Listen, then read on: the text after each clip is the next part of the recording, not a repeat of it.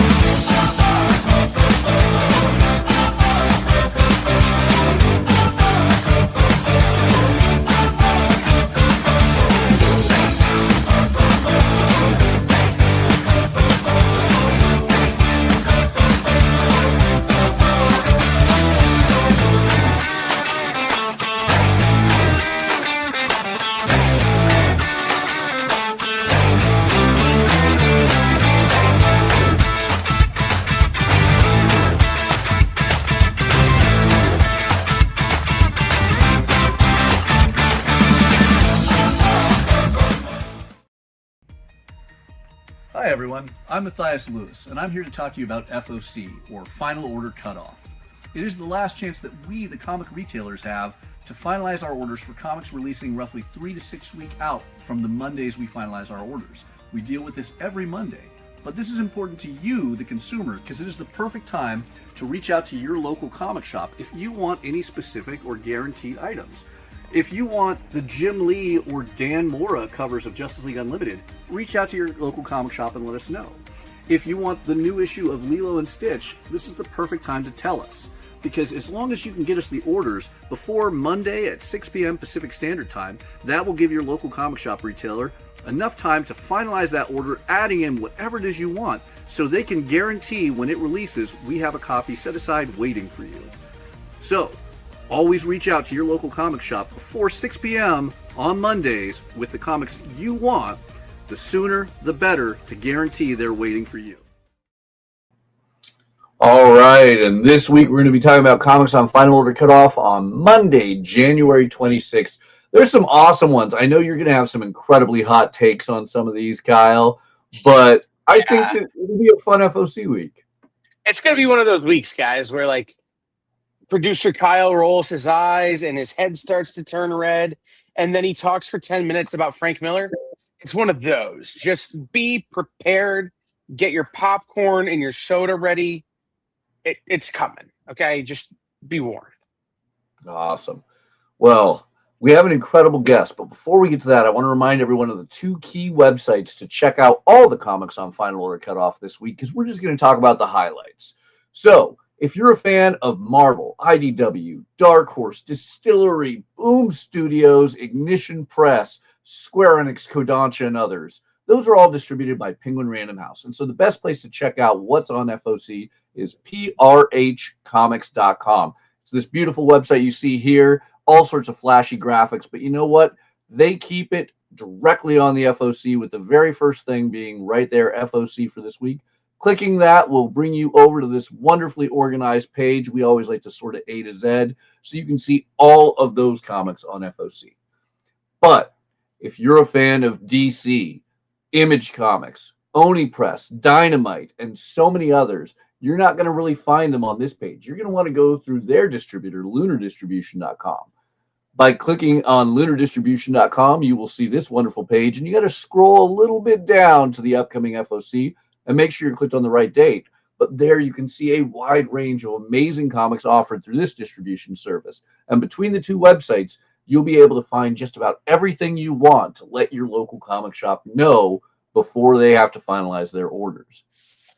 Now, that said, talking about comics, you're going to want to let your local comic shop know you want to order. Our guest this week is a comic shop owner, an educator, an editor, and a writer.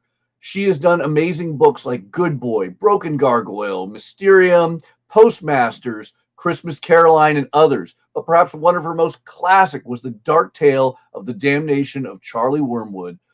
I am honored to welcome Dr. Christina Blanche. You name all that stuff. Oh, she's an EXP OG. She launched with us just Oh, over 5 years ago. So, like, we can't leave out her most important credit. She put up with me for a while. Hi guys, how are you? Let me get my camera set here a little bit. doing It's good. a How are you doing, Dr. Blanche? doing great. I should have had that all ready to go. I'm great. How are you guys?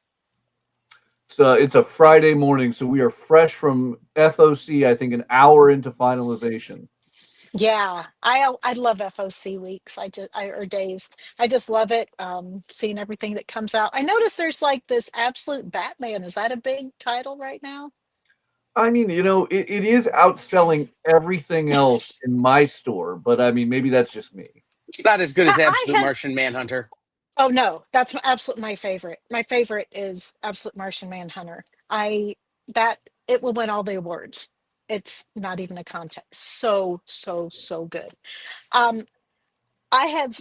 We just celebrated our starting our 11th year at All Yeah Comics, and which yay! But I have never seen anything like this Absolute series. I just I just don't even. It's just amazing. I mean, I was actually having a discussion yesterday that I am now 28 years in retail and looking over it. I can't name. I wanted to compare it to like when Jeff Johns really blew up. I wanted to compare it to Brian Michael Bendis and the Ultimates with Miller, and nothing touches it. Where I continuously, every single issue, up my order more than I had originally. Every single time. And number one, everything's still selling. And we have the trades back behind the counter where you check out, and they're like Pokemon packs anymore. People go, "Oh yeah, and throw in one of those absolute Batmans," and I'm like, "Okay, just throw in that Wonder Woman," which is also, oh my gosh, you're all so good. Anyway, I know that's not what we're here to talk about, but that just blows my mind. So Well, no, I I mean, love it. partially what we're here because I mean, you being a comic book retailer, you're somebody who partakes in final order cutoff. Um, Hmm. Before we dive into your lengthy array of amazing work, I mean, what is your perspective as a retailer on final order cutoff and the usage with your customers?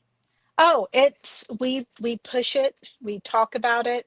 I post pictures, we post pictures over the weekend so that people can look and go, oh yeah, that's on there, that's on there. We really push.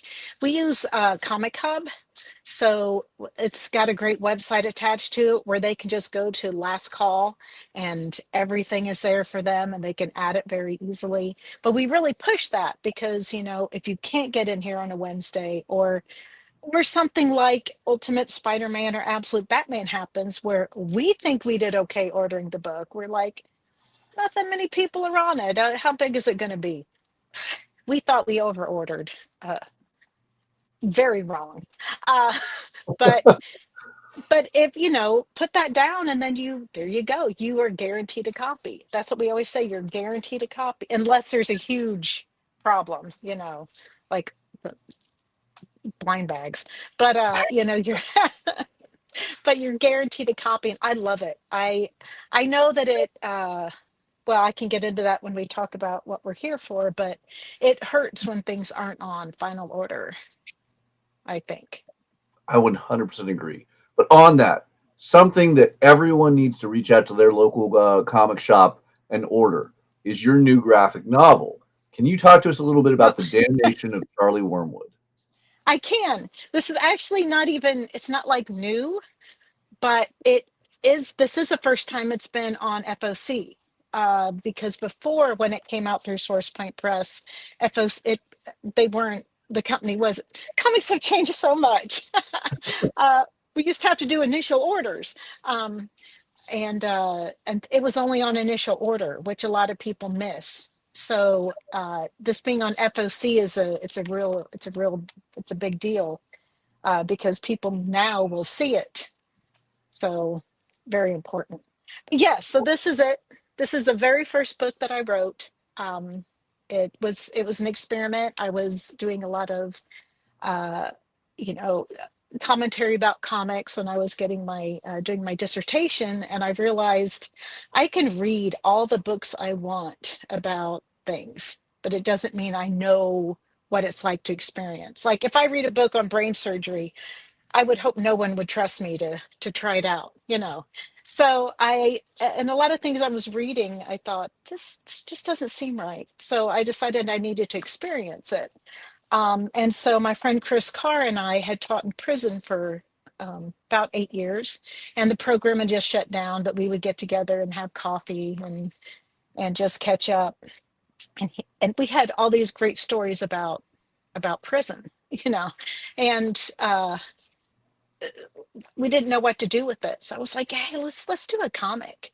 I need to write one to see what it's like. We've got this great stuff. Let's do it. So we did, and we pitched it to Thrillbent, and they liked it.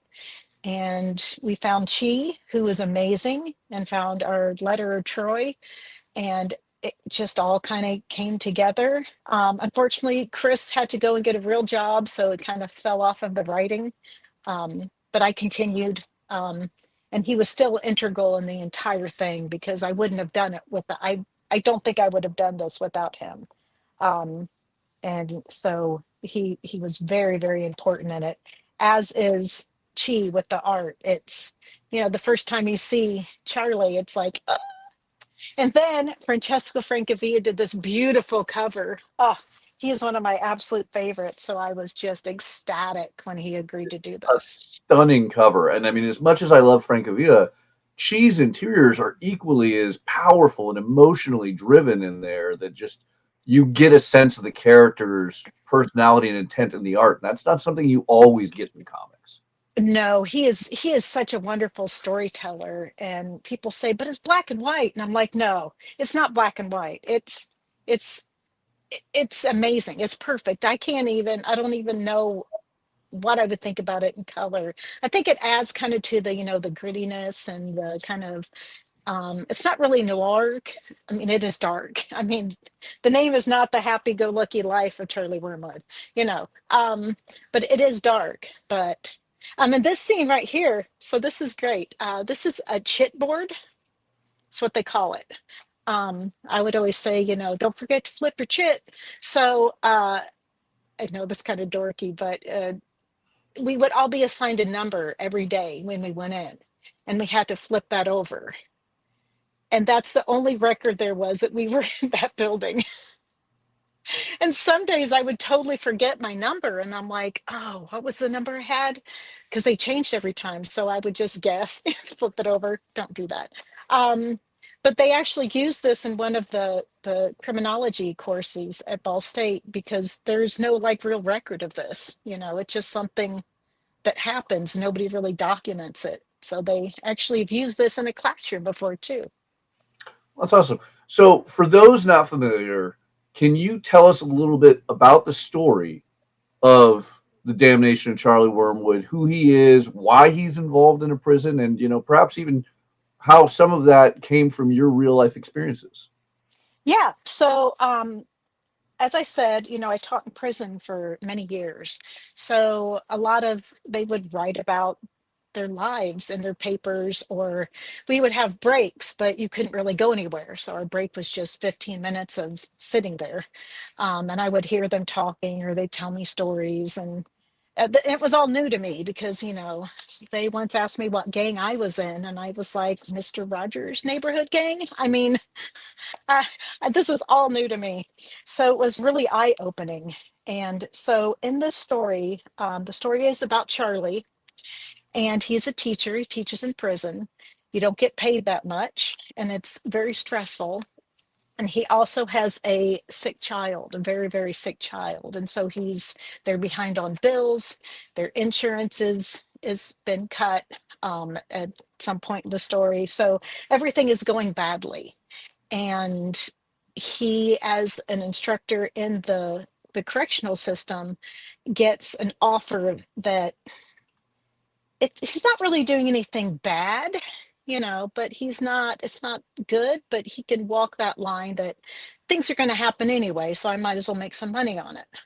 um and so it's kind of him deciding how he can say, well, this isn't exactly good, but it's okay in this situation. He can, always, making excuses for his behavior. But this is his sick little boy. I loved this panel, this just with the hand touching. Oh, she is so good. But and it's his trip, his descent into kind of maybe finding out who he really is and realizing it's not that great of a person. But all of the stories in here, the back, so Chi was also brilliant. We decided that we were going to have these stories, that the prisoners would tell us, that our students would tell us in just line art, black and white. And the majority of those stories are all true. They've been cleaned up a bit. I know it doesn't seem like it, but they have been cleaned up a bit. But they're all stories that were told to either myself or Chris, by our students.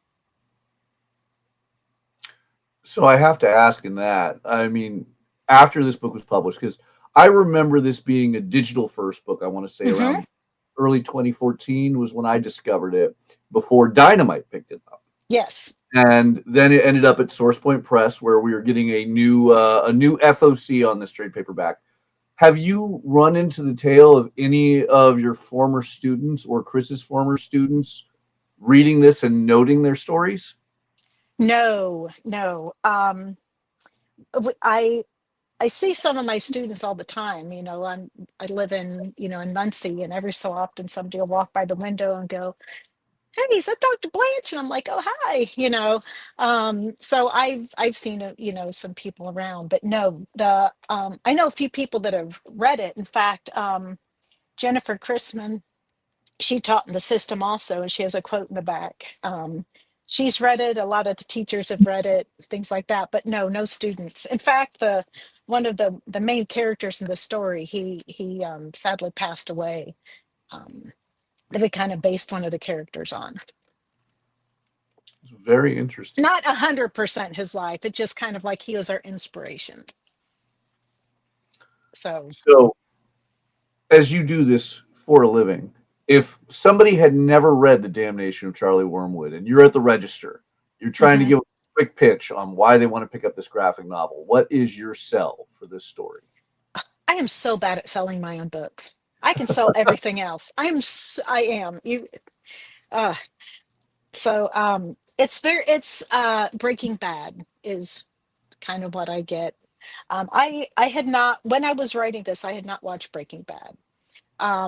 It was so, I had seen the aftermath of meth in so many of my students that I just couldn't think about watching a show about, something that is, I just couldn't do it. Then after I kind of got past that, I was like, I want to watch it, but a lot of people were telling me that the story was very similar to Breaking Bad, like that same vein.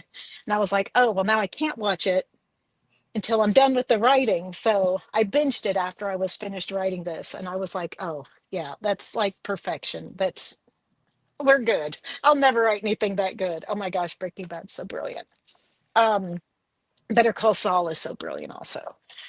But that's kind of what I would pitch. Other people, I'm sure, are much better. I have trouble selling my own books. I'll talk people out of it. Oh, just we'll always have this. Go get this, you know. But I would say it's very Breaking Bad. Well, something I'm also very curious about. You have co-written a number of books. Hmm. What is co-writing like for you when you approach something like this or Good Boy or one of the other many incredible comics you've co-written with awesome co-authors? It just depends on the person.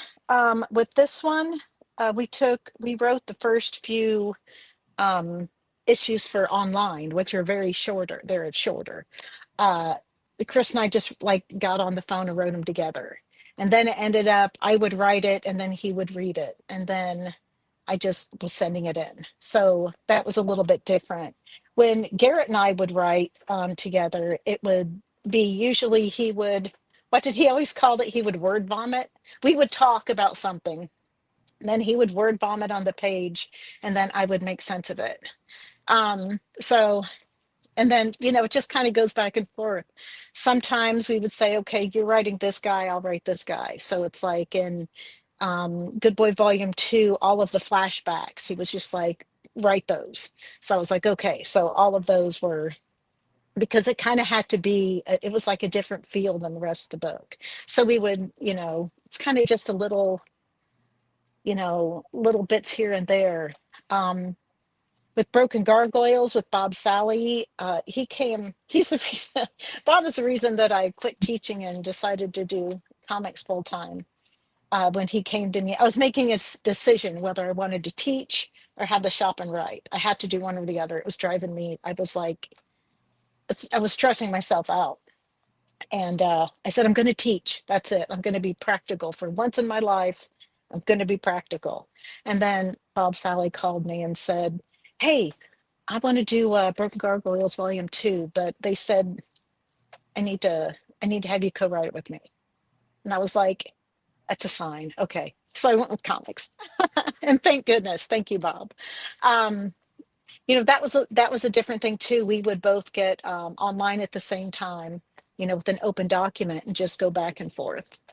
And then if we would get ideas, we'd put them down or make, so it's different with every, single one. I just wrote We Gods, or this just came out.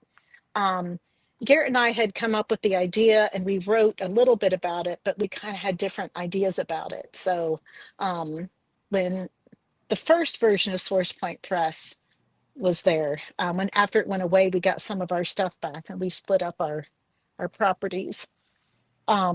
So it's all completely different. It just got the same main character, Ray's, who is adorable. That one was just, me writing it, and it just kind of depends. Sometimes, you like to write things back and forth, and some things every writing experience is different. I do it differently every single time. Sometimes I start at the beginning, sometimes I start at the end, sometimes the middle. It just, everything's different. Well, it's crazy to think that over 10 years ago, The Damnation of Charlie Wormwood was your very first comic, because it is a masterpiece out the gate. Thank you. So it is nice that we have the opportunity for anyone to discover it brand new or rediscover it with this great trade paperback that is on FOC this week. But if people want to see where you are now with writing, what are some modern things you were working and where can we find those? So We Eat Gods we just got it out. It has a barcode. Look how cute they are. They're so cute. This is going to be available. We're working on it. So right now it's just available from us at All Yeah Comics in Muncie. But we're working on getting this distributor out a little bit more. I do have some news about this. It has actually been optioned by by Patriot Pictures, which is weird because I don't have an agent or anything. I was just, they found me, which is kind of cool. The president read it and loved it, and I thought that was great. So it has been optioned. So hopefully it will be coming somewhere soon. You never know what's going to happen with that. Lots of things are optioned and nothing ever happens. So I haven't really said anything. And then this year at San Diego, they put out a thing that said coming soon to the big screen, and I was like, so my camera kind of got weird. Yeah, the focus on Yeah, our server has Let's been see a if I little can- odd with the new update. okay. But But that's yeah. amazing. So people have the advantage. Get your reach out to your local comic shop, get an order in before this Monday, and then you can read the comic before it's on the big screen.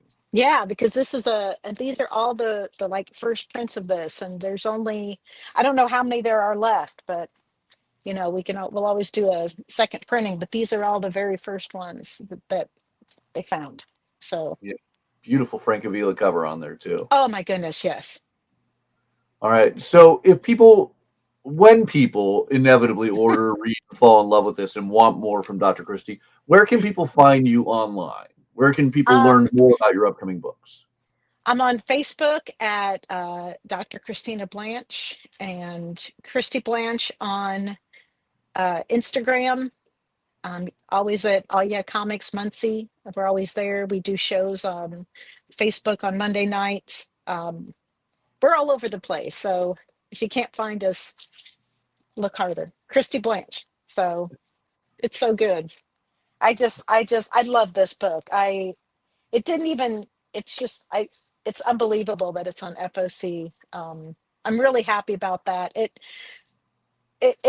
FOC is so important for people who think it isn't. This book was not on FOC. I know it would have done better there. Broken Gargoyles, when it came out, volume one missed FOC and it started on volume two. That hurts, you know. Um, FOC is so important. So everybody get those orders into your store. It helps you and it helps your store, which helps comics in general. And we want comics to flourish. Absolutely. Looks like we got So Kyle. Hi, yeah, no. Kyle. So Doc needs to plug what we do in the comic shop. What we do in the shop. Your Oh, sales show. yeah. So this is my agent. No, I'm just kidding. Mhm. No, Yeah. listen. If I'm going to send my reel in to direct the Charlie Wormwood movie, you gotta work on self promotion here. Okay. Okay. Yeah. So on Monday nights we have on. Right now it's on Facebook and YouTube. What we do in the comic shop. Yes, it's named after What We Do in the Shadows because I love that movie so much, and the show, both of them. So it's what we do in the comic shop on Monday nights. Right now we're just doing one a month, but we'll get back to every Monday night. It's just the holidays were just crazy.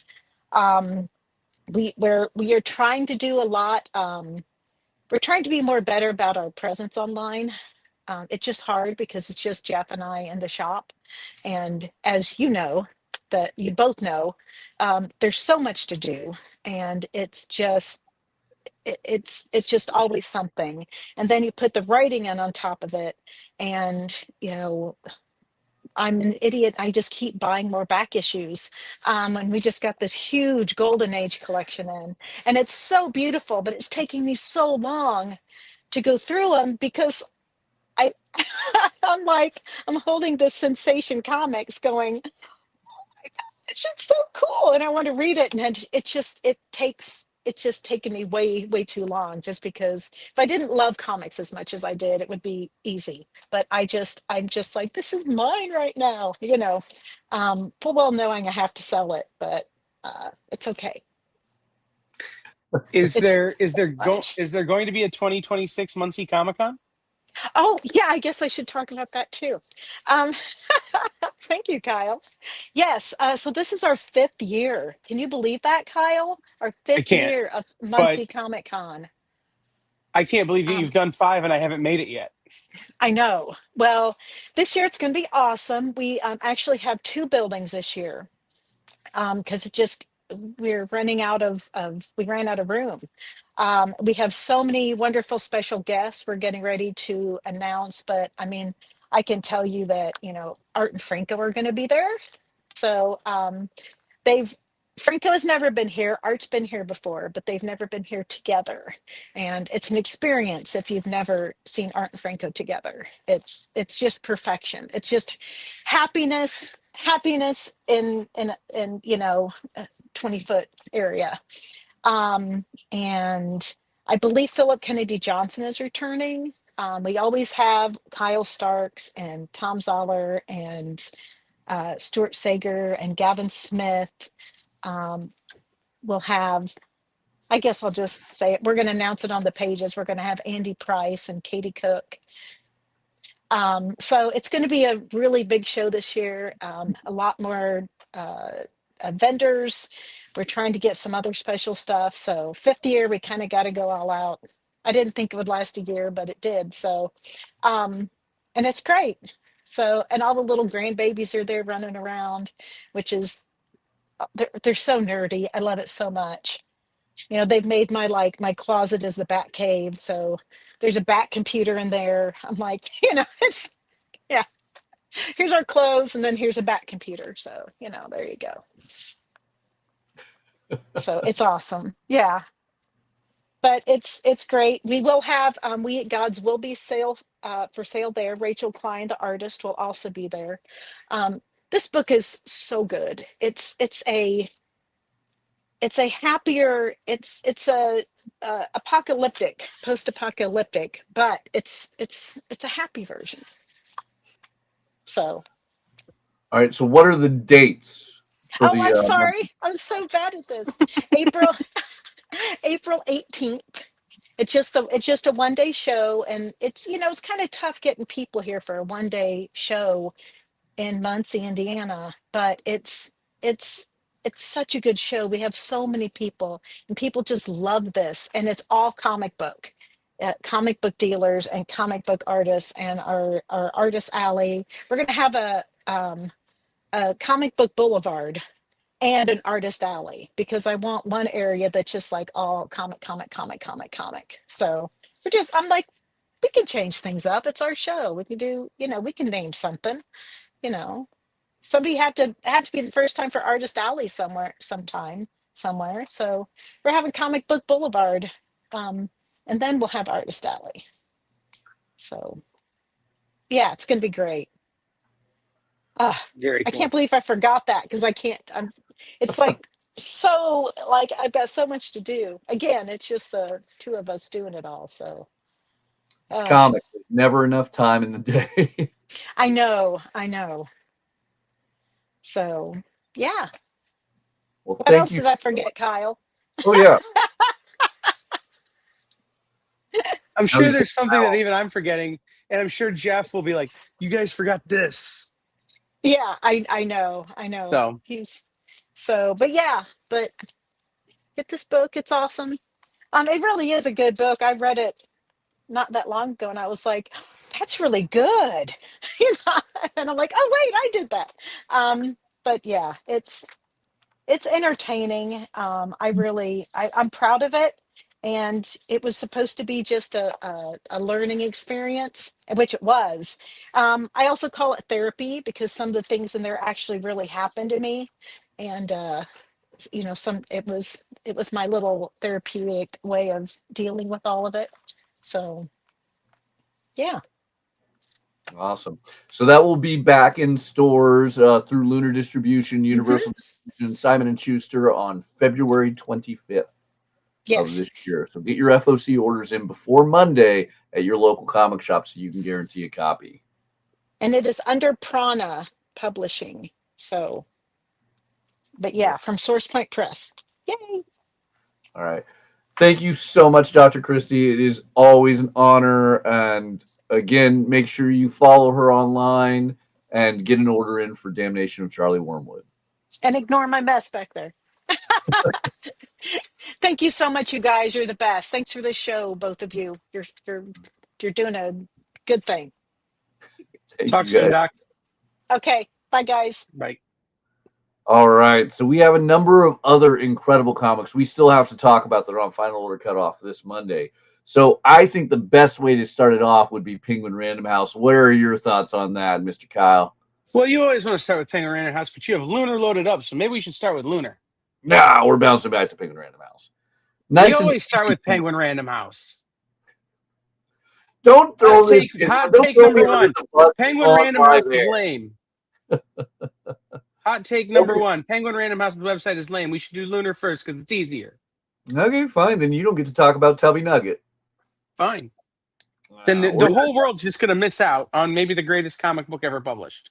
So maybe we should start it out with talking about Penguin Random House's very first book on their alphabetical Final Order Cutoff list, The Adventures of Tubby Nugget, Escape from Nuggetville. This is a young reader's book, but it isn't a young reader's book. We all have Instagram reels, okay? Yeah. Like, if you haven't seen Tubby Nugget on your Instagram reels, are you even on the internet? I can't tell you how many of those reels I have forwarded to my wife. And that's what you do with them, right? You forward them to the people in your life that you're like, oh, this is a person who needs some cuteness right now. Or, oh, hey, this is exactly how I feel about chicken. Or something. Like, so many great little one-off jokes from Tubby Nugget. And now they're taking those shorts and those reels those animated kind of concepts and putting them into a graphic novel that is a full like Tubby Nugget storyline. So I'm very excited when things that start off as like humor bits from the internet turn into actual comic books that can have full on mythos and like weight. Yeah. I will say though, I do love the reading level of Lexile 600L. I get that that's an actual reading level for like mid elementary school, but it is still so weird to see that as a listing on this book. Yeah, I mean, but again, it's a young readers. It isn't for children. It's for children at heart. There it is. Yeah. But no, absolutely amazing. This is the first, I believe, original graphic novel. There has been a previous Tubby Nugget that is still available through Penguin Random House. It was the Terrible book, which ever so delightful. But yeah, I'm happy to see this. This is a great one to promote. I think it'll be a fun one. I think, as you said, anyone with Instagram Reels has seen this incredibly cute figure, and I think it'll do great in comic shops having access to this. Absolutely. And they are going to do more Adventures of Tubby Nugget books. Yes. I know that there are several like in progress. Yeah. So Absolutely. I just closed my next tab, so I'll reopen it very awkwardly. But the next big one is the crossover event for Spider-Man and Venom of the spring. It is Amazing Spider-Man Venom Death Spiral, crossing over not only with Spider-Man, the all-new Venom, but Eddie Brock Carnage. This is written by Charles Soule, Joe Kelly, and Al Ewing, the writer of those three series, as a new threat enters the game, a serial murderer that is going to come and bring a death spiral to everyone that is important to Eddie, Mary, and Peter. So this takes place right after Joe Kelly returns Peter Parker from space to New York City. He has not yet discovered that his former girlfriend and alternate reality wife is the new Venom. Eddie Brock obviously dropping that information in Carnage's mind finally that Peter Parker is in fact Spider-Man. Sorry, spoilers. This is going to be an interesting event. I am excited for this. It runs February through April, and I figure we're going to lose some lives here, or at least come really close to it. And there will be the traditional hyperbole of any Marvel book that things will change forever. But with these creators, I have my trust that no matter what happens, it's going to be good. did you just call Mary Jane Mary? I did. I did. Okay, we're going to give Matthias a small timeout while we remind everybody that it's Mary Jane or MJ, not just Mary. And even though she is currently Venom, which is dumb, she has two first names. Did you really kill my camera for that? Yeah. Mm-hmm. Okay, fair enough. I needed some sort of punitive punishment for messing that up, man. Mary? There it is. There it is. Okay. I have to point it out because if you didn't watch it on Wednesday, FX dropped the first episode of The Beauty, the classic Did you watch it?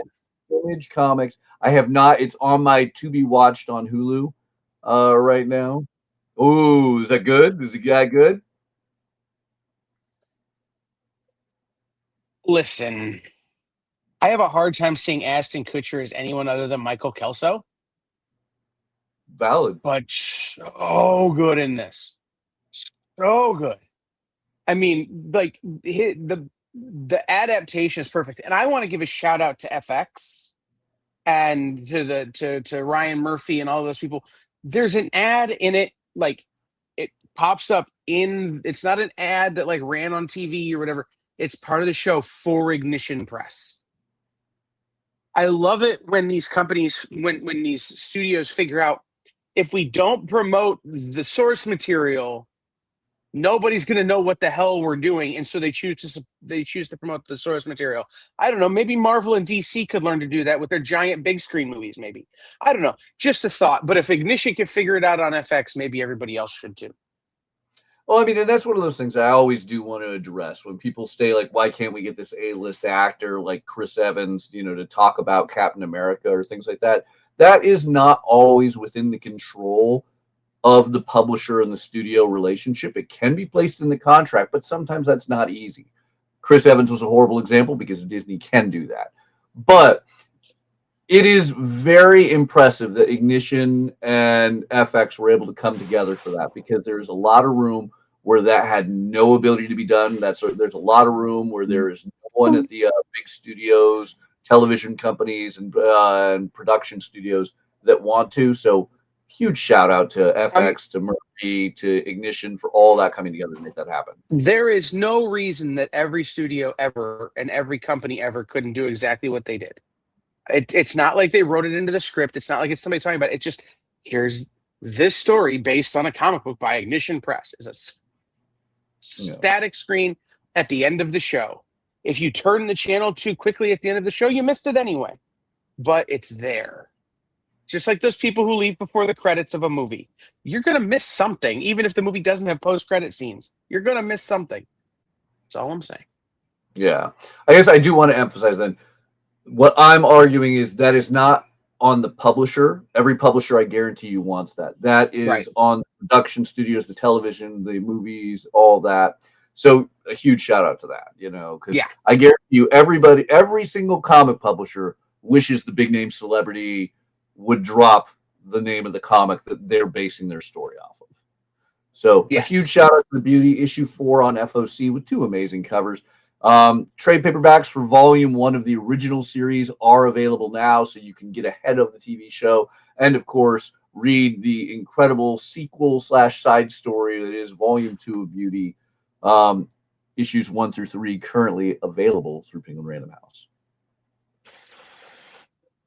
All right, big one I got to talk about, the finale, Beneath the Trees Where Nobody Sees, The Rites of Springs.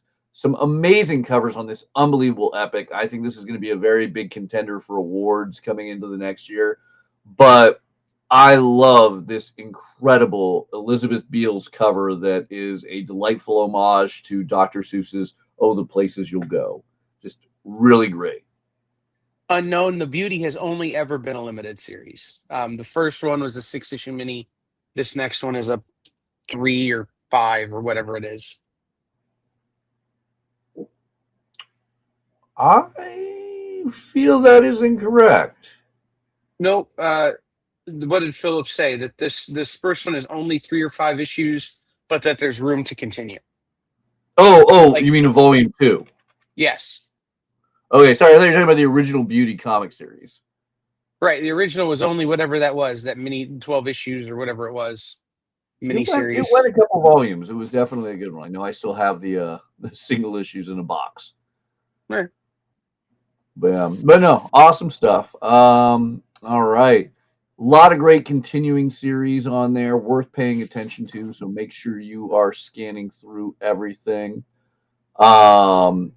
Even Frozen getting a return with a brand new Little Golden Book, giving us a brand new story. That's not something you often get in the Little Golden Books, but a brand new story for Frozen Ever After.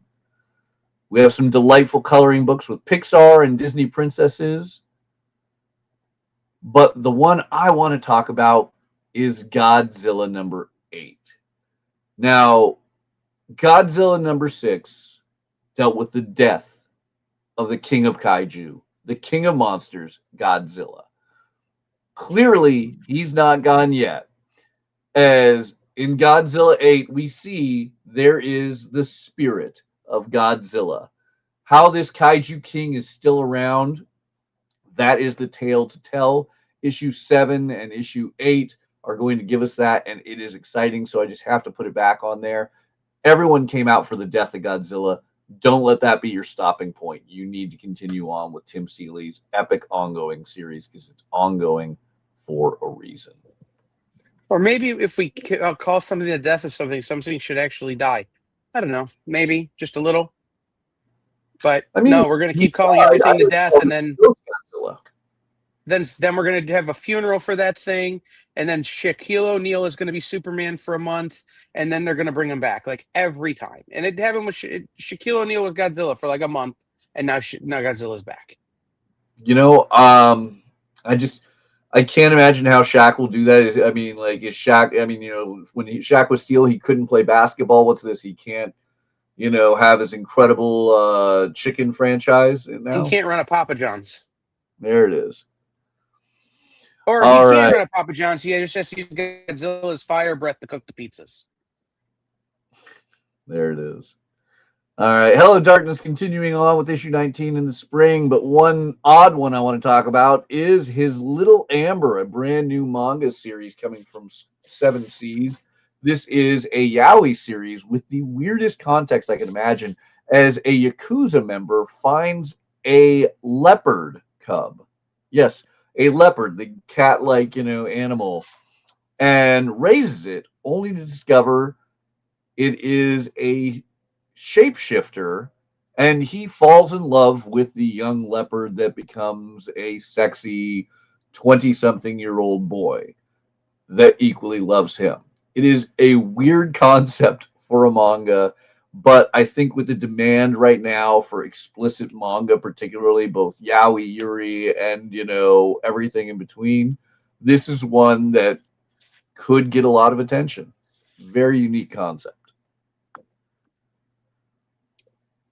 Then, in an equally abstract and unexpected topic for me to talk about, I want to emphasize Iron Man right now.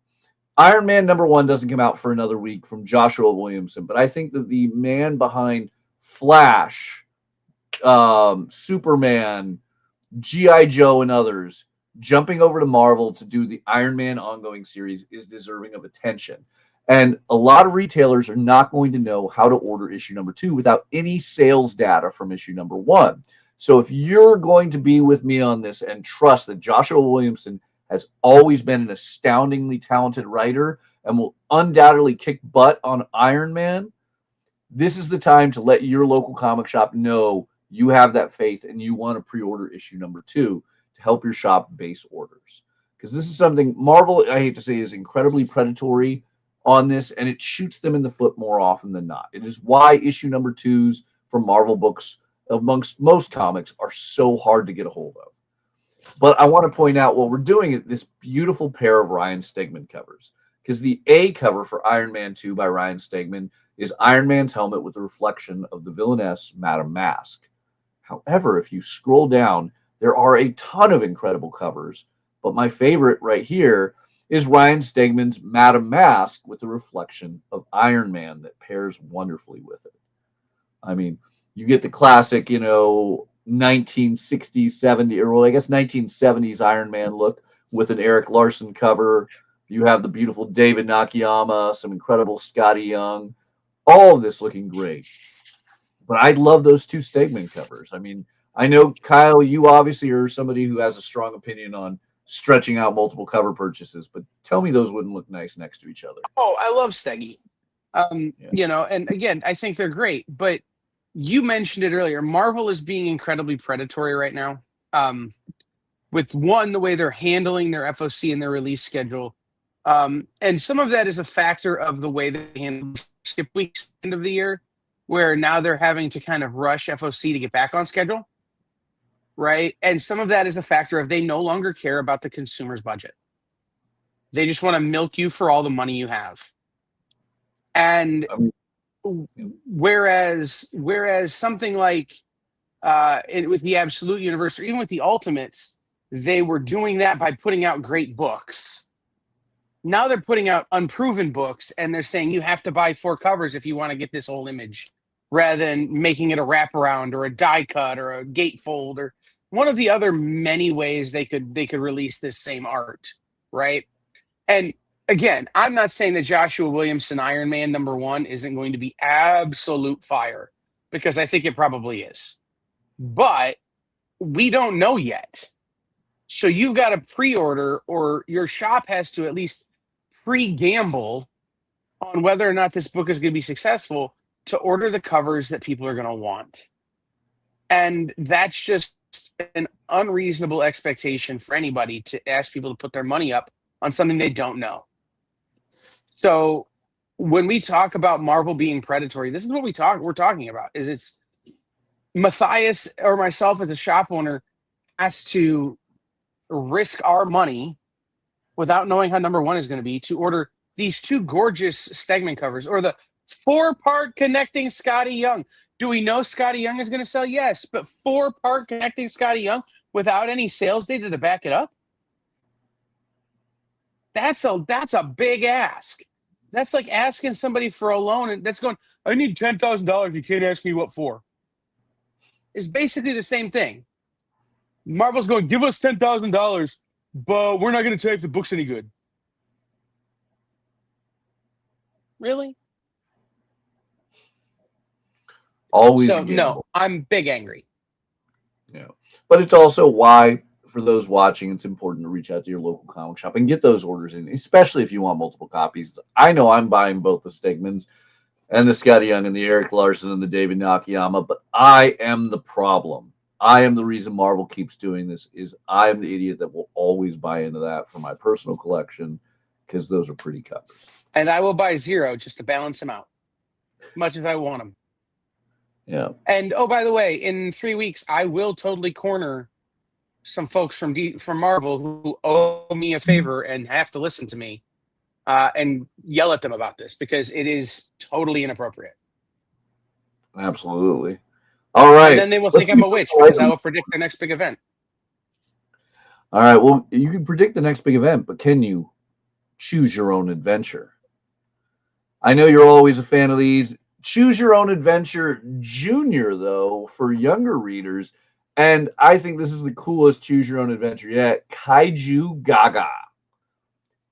All we hear is Kaiju Gaga. Go ahead, sing it again. I was just going to say, all we hear is Kaiju Gaga, Kaiju Goo Goo. Anyway. All right. So, is this something that excites you? Tell me this isn't something you want to buy for your nephew. Oh, absolutely. And it's something I will. The thing I have this weird relationship with the Choose Your Own Adventure people, right? Because you remember when they sued everybody for trying to make their own version of Choose Your Own Adventure? I think they do. So, they've not proven to be super friendly in the market. But that said, they still make incredibly great books. And this is one that, again, for a 5-year-old, 6-year-old who's just learning to read some chapter books and kind of understanding the concept of narrative storytelling, this is a great way to sort of drive those skills home. Absolutely. I mean, and who doesn't love the idea of Choose Your Own Adventure? But this is where, the kid gets to be their own Pokemon master. They get to have their pet Godzilla. Like, everything about this. I am looking forward to my son getting this book just so I can be the one reading over his shoulder. Right. Yeah. So, absolutely fun things, that you wouldn't expect. But here's a great one that I am really excited about. For Mike Mignola fans, this is not a Hellboy story. This is his new universe, Lands Unknown, that takes classic folklore and brings it to a dark sequential art form. He started this with Bowling for Corpses. There is the second graphic novel hitting in April. I'm going to have to scroll down to remember the name of it. The Uri Tupka and the Gods. That will be coming out, in March. But this is the first floppy single issue of the Lands Unknown. It is The Skinless Man. And this is done with Ben Stenbeck and Mike Mignola. I am really excited to see how well this does because Bowling for Corpses blew up. As a $25 graphic novel, I sold numbers like it was better than if it was a Hellboy single issue. So this has, I think, a lot of potential, especially for all the Mignola fans out there. Yeah.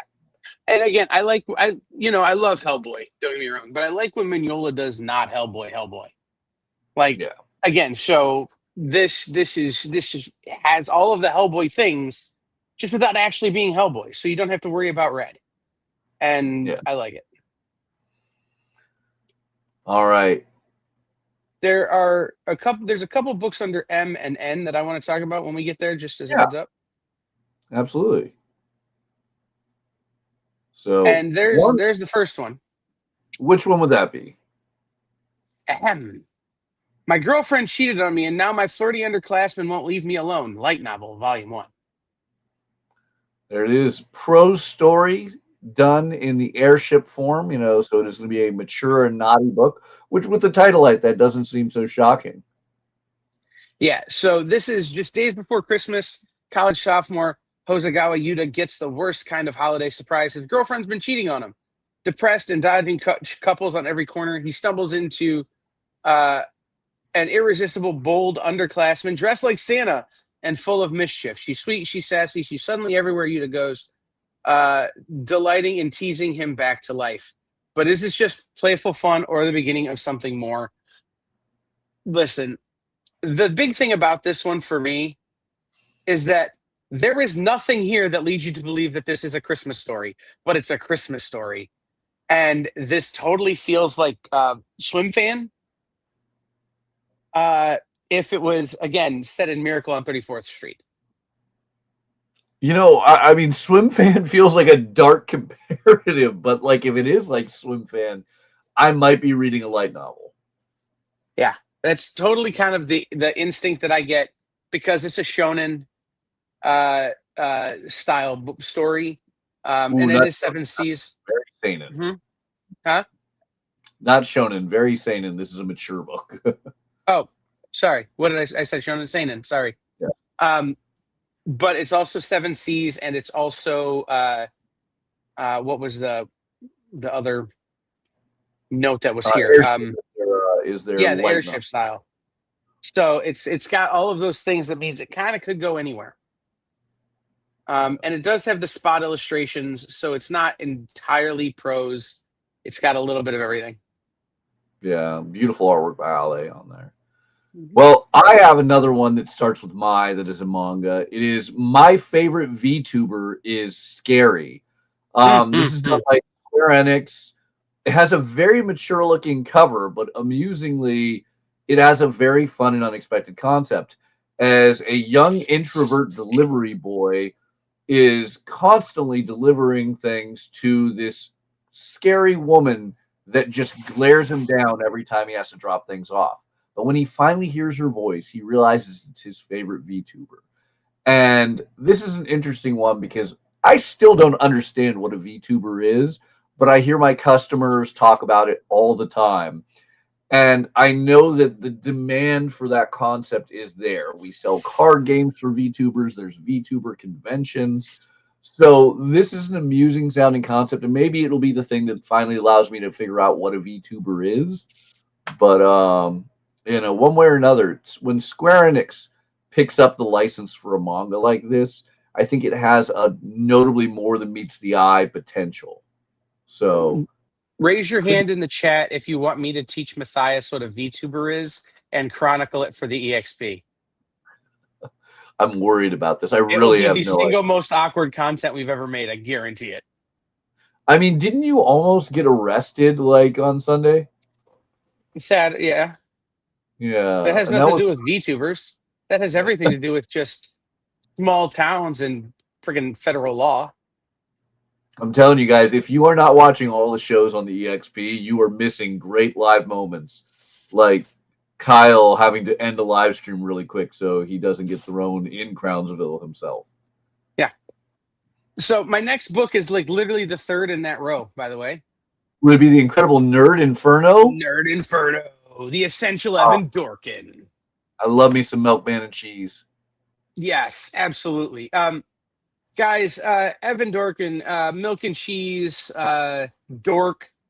This is the guy who's won Eisner's, Harvey's, Ignatz Awards. He's won every award there is. This is a mature audience's book for sure.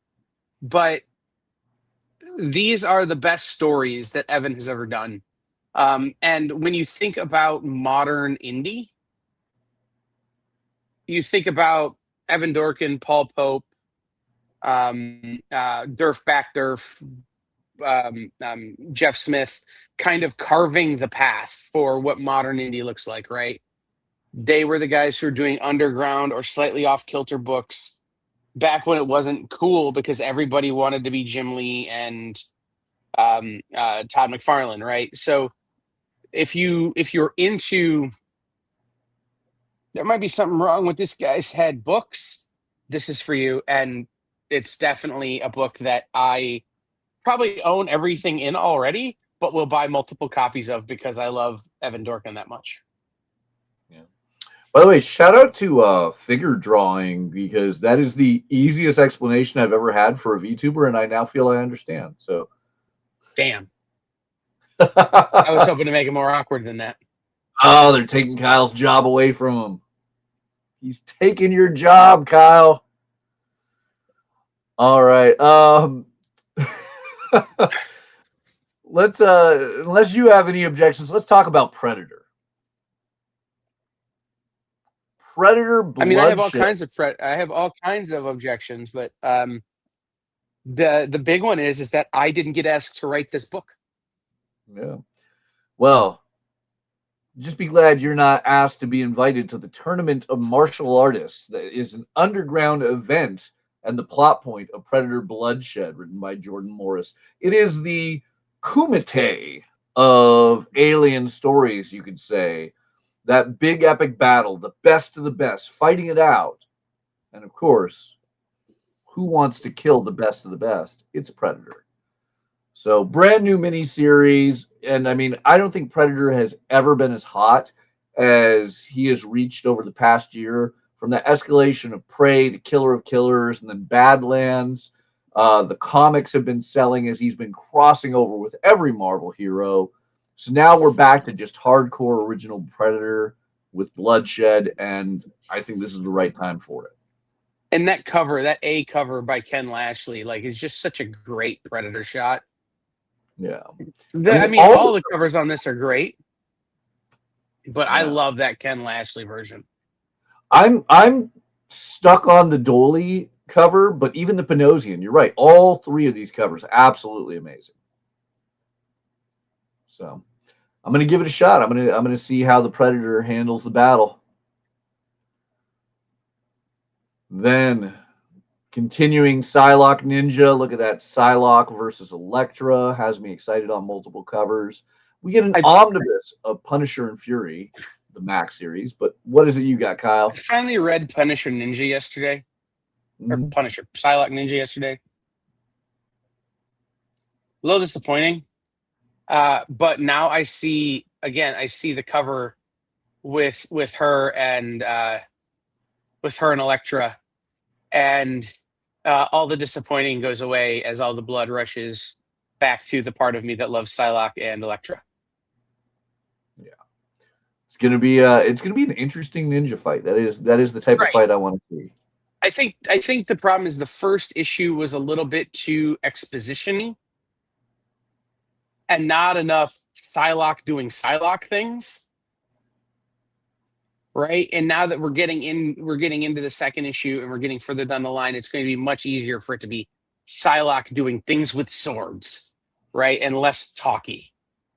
I mean, the interesting thing is I often want to internally, pigeonhole Tim Seeley as writing a certain type of thing. And when I saw Psylocke Ninja, I'm like, oh, well, here we go. Here's Marvel Hack Slash, literally. But it is surprisingly a emphasis that there is a wide range of writing that Tim Seeley is capable of. Oh, for sure. And I appreciate that about Tim, but like, if ever there was a time for Marvel Hack Slash, it was this. Yes. And that isn't what issue 1 was. So, Yeah. Meanwhile, Erica Schultz continues Rogue with the Shadows of Tomorrow. We have more fun with the Sorcerer Supreme that is the Scarlet Witch, Wanda Maximoff. I want to know how many David Nakayama all red with a girl in a red suit covers he's going to do. The interesting thing is, I think that's the first of the. No, I think there was an Elektra one on Daredevil, but the vast majority. Well, but he's also doing that with Iron Man and with several others. So, yeah. I just want to know what his red budget has been in the last month. Well, it's still nowhere near a Mike Mignola usage of ink. True. But this man has used more red than any artist ever in the last month. I'm just waiting for the art book. They'll call it the Red Papers. Ooh. All right. I'd buy the hell out of that. A trade paperback that you need to grab for only $15. Spider-Man Worlds Collide collects both of the Brian Michael Bendis, Sarah Pichelli Spider-Man series, Volume 1 and Volume 2, the first interactions of Peters and Miles. This is great content and a steal of a deal. It's 10 issues, $15. There is no reason not to dive on this. Whether you're a fan who only knows Miles as what is it, Web Spinner? I want to say I can never remember the name on the kids' TV show. Or if you were just gonna enjoy him from his Ultimate Universe time, this is a masterpiece, and it's just emotionally devastating character exposition between Peter Parker, Aunt May, and others.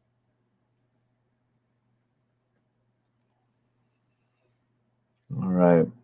Last one I want to talk about, aside from pointing out Tomb Raider Colossal Collection Volume 3, because we just got to see graphics of the upcoming Tomb Raider movie that have me beyond excited. And I want to remind everyone you can still order the Colossal Collections Volume 1 and Volume 2. Colossal Collection 3 finally entering the Dark Horse era with Gail Simone and Mariko Tamaki tales. But the big one I want to end cap on is X-Men United. Oh. X-Men. Oh. All right. Can we go to a W book?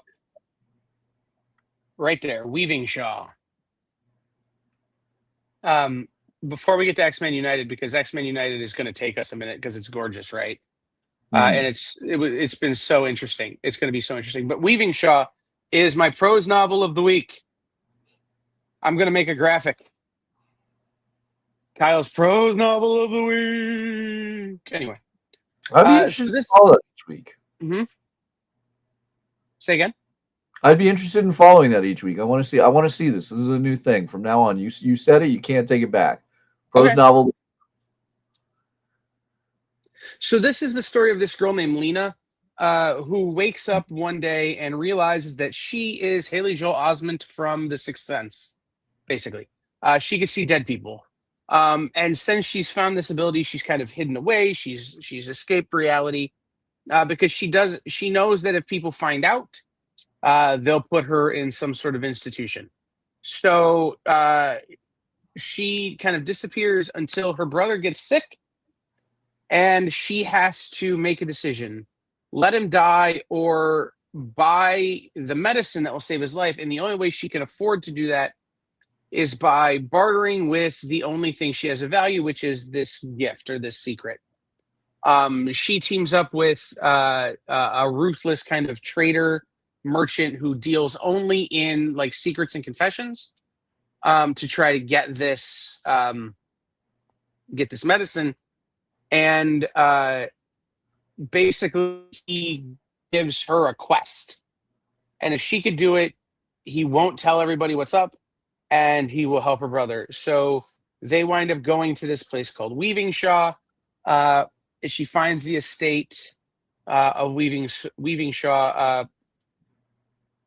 She has to find a ghost there, and it's this story of them in this place, and she's either stuck finding this ghost or losing her life, losing her freedom to this merchant forever.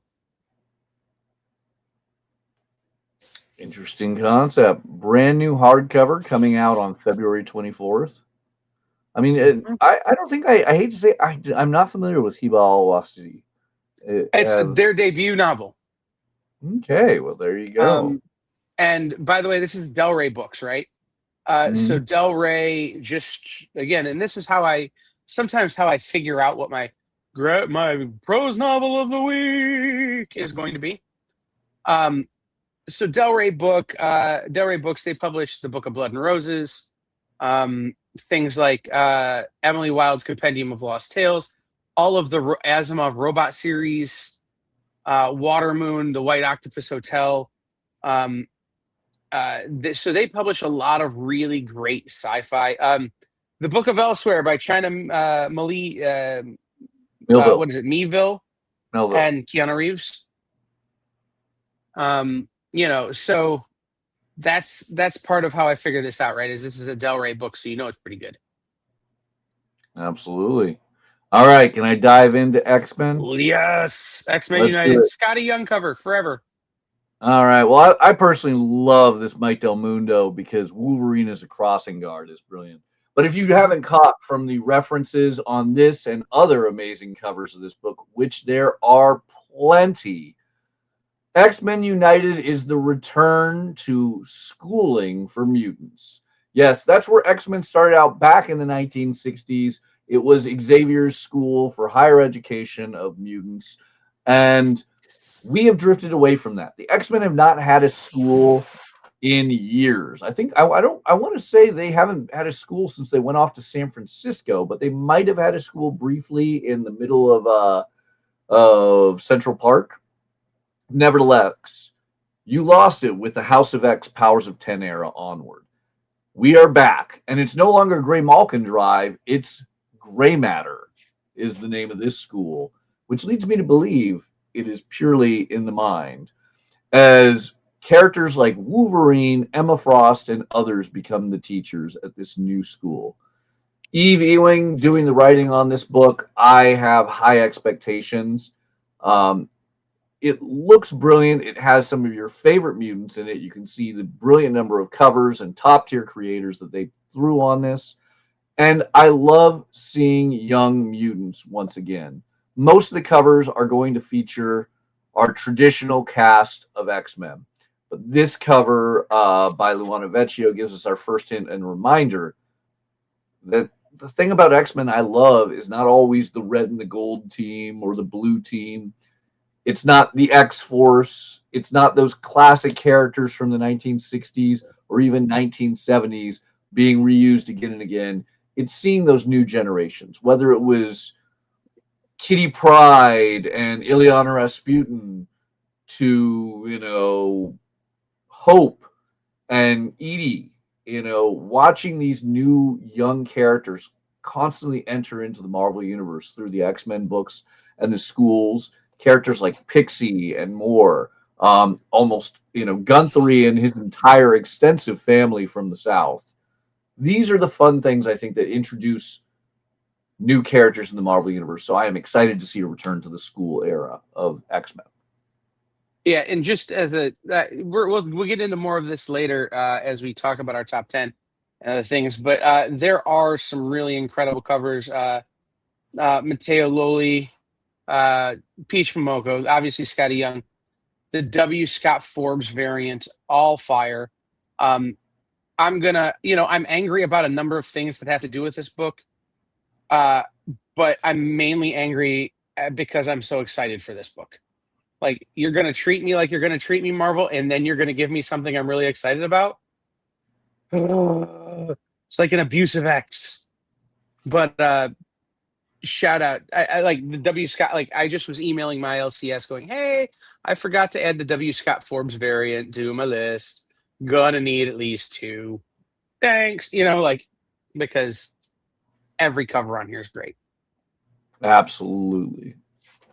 All right. Speaking of great covers, shall we hop over to Lunar and talk about some of the amazing things that DC has on their big A title? Finally. All right. I know Kyle's been waiting for it. So reminder, lunardistribution.com, your home for DC, Image, Oni, Dynamite, and more. Just scroll on down to this upcoming FOC and make sure you're on the right date, January 26th. And let's talk about Absolute Batman. This is going to be the introduction of Absolute Poison Ivy.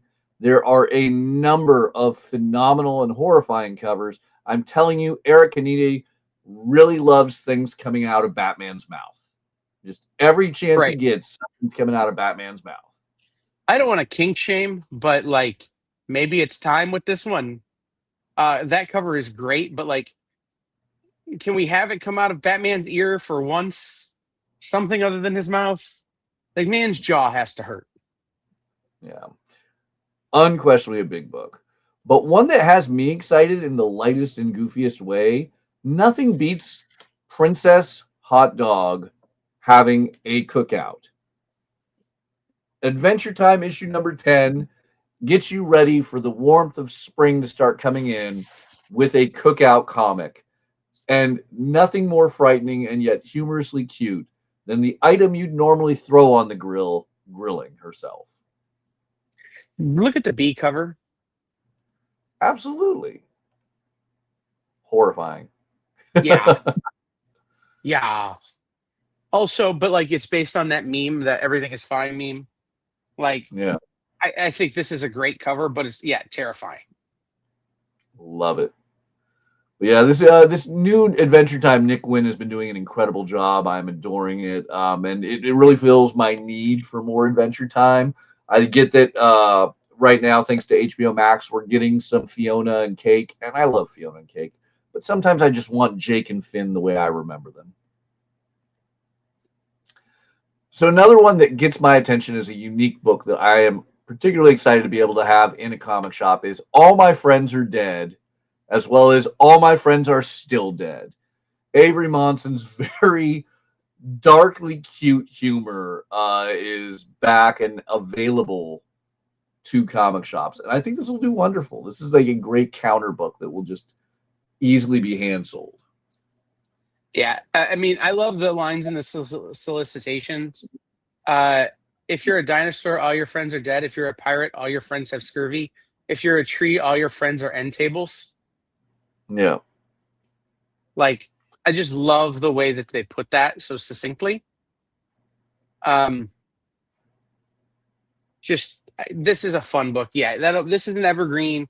Will always sell because you'll always have somebody with a dark sense of humor going, I have a friend who really could use to remember that all of his friends are dead. Absolutely. And then, of course, beautiful Carla Cohen covers on Essentia. You have a lot of great continuing series, but one that is going to be a big one is the facsimile edition of Batman, The Dark Knight Returns. Kyle, I'm sure you got words. I do. And there are many. Mainly, why? Why do we need this? Why do we need Batman The Dark Knight Returns #1 of 4 facsimile editions? Does everyone in the world not own a trade paperback of this book at this point? Oh, and if you don't, guess what else is on FOC this week? The Dark Knight Returns Compact Edition. Now, that being said, cannot deny for $10 a steal. And of course, it's celebrating the 40th anniversary is the big reason for that. But yeah, Sure. 40th anniversary. It's crazy to think that was 40 years So ago. you're gonna spend $20 buying 4 facsimile single issues that are gonna look like crap on your shelf. Or you can spend $10 buying the compact edition if you don't already own the trade paperback, which everybody should own the trade paperback. They've printed it 7 million times. That is very, very true. One of the most up there with the Watchmen is one of the most prolifically printed trade paperbacks. Right. But I will say there's beautiful new covers, and it's not often you'll hear me specifically say beautiful new Frank Miller covers, but that's Sure, not a but you bad could slap this on a new printing of the trade paperback, the yes. full-size trade paperback. Or here you go. You want to do a facsimile, do a collected edition of the facsimiles, right? Take all 4, put them in one book, put it in a binding. Let me stick it on my shelf with the 8 other copies of this book I have. But no, now DC's trying to milk us for all of our money. Yeah. And meanwhile, give us a great deal, though, on that $10 trade. I cannot deny I can put this in the hands of a lot of young readers who have not yet had that opportunity over the past 40 years at $10. And here's my end of my page on this, right? Because you're doing the $10 compact edition, do multiple covers of that. Let people pick which art they like, right? There have been so many beautiful covers for this series. Do several covers of that, and then let the young people, let the people who are buying this pick which cover they want, as opposed to we're gonna have Jim Lee draw a cover of the facsimile. No. The man's so far behind on Hush. Let him finish. Don't make him waste time on this. That part is very true. Oh, I cannot wait to talk about that Mad magazine that will be coming out on April Fool's Day. Just jabbing at Jim on his belated Batman Hush. All right. For those who love samurai tales, I always love samurai tales. How about not a samurai tale? Ancient Chinese warriors in the fashionable style of Game of Thrones. We have The Blades of the Guardian by Zhanxia Zhu. I'm horrible with my Chinese at times. This is an awesome martial arts piece. I think it will go great for anybody who loves things from Lone Wolf and Cubs to Storm Riders. And again, I've said it before on the show, but we don't get enough manhwa. We do not get enough manhwa or Chinese sequential art in the American market, and this has me very, very excited.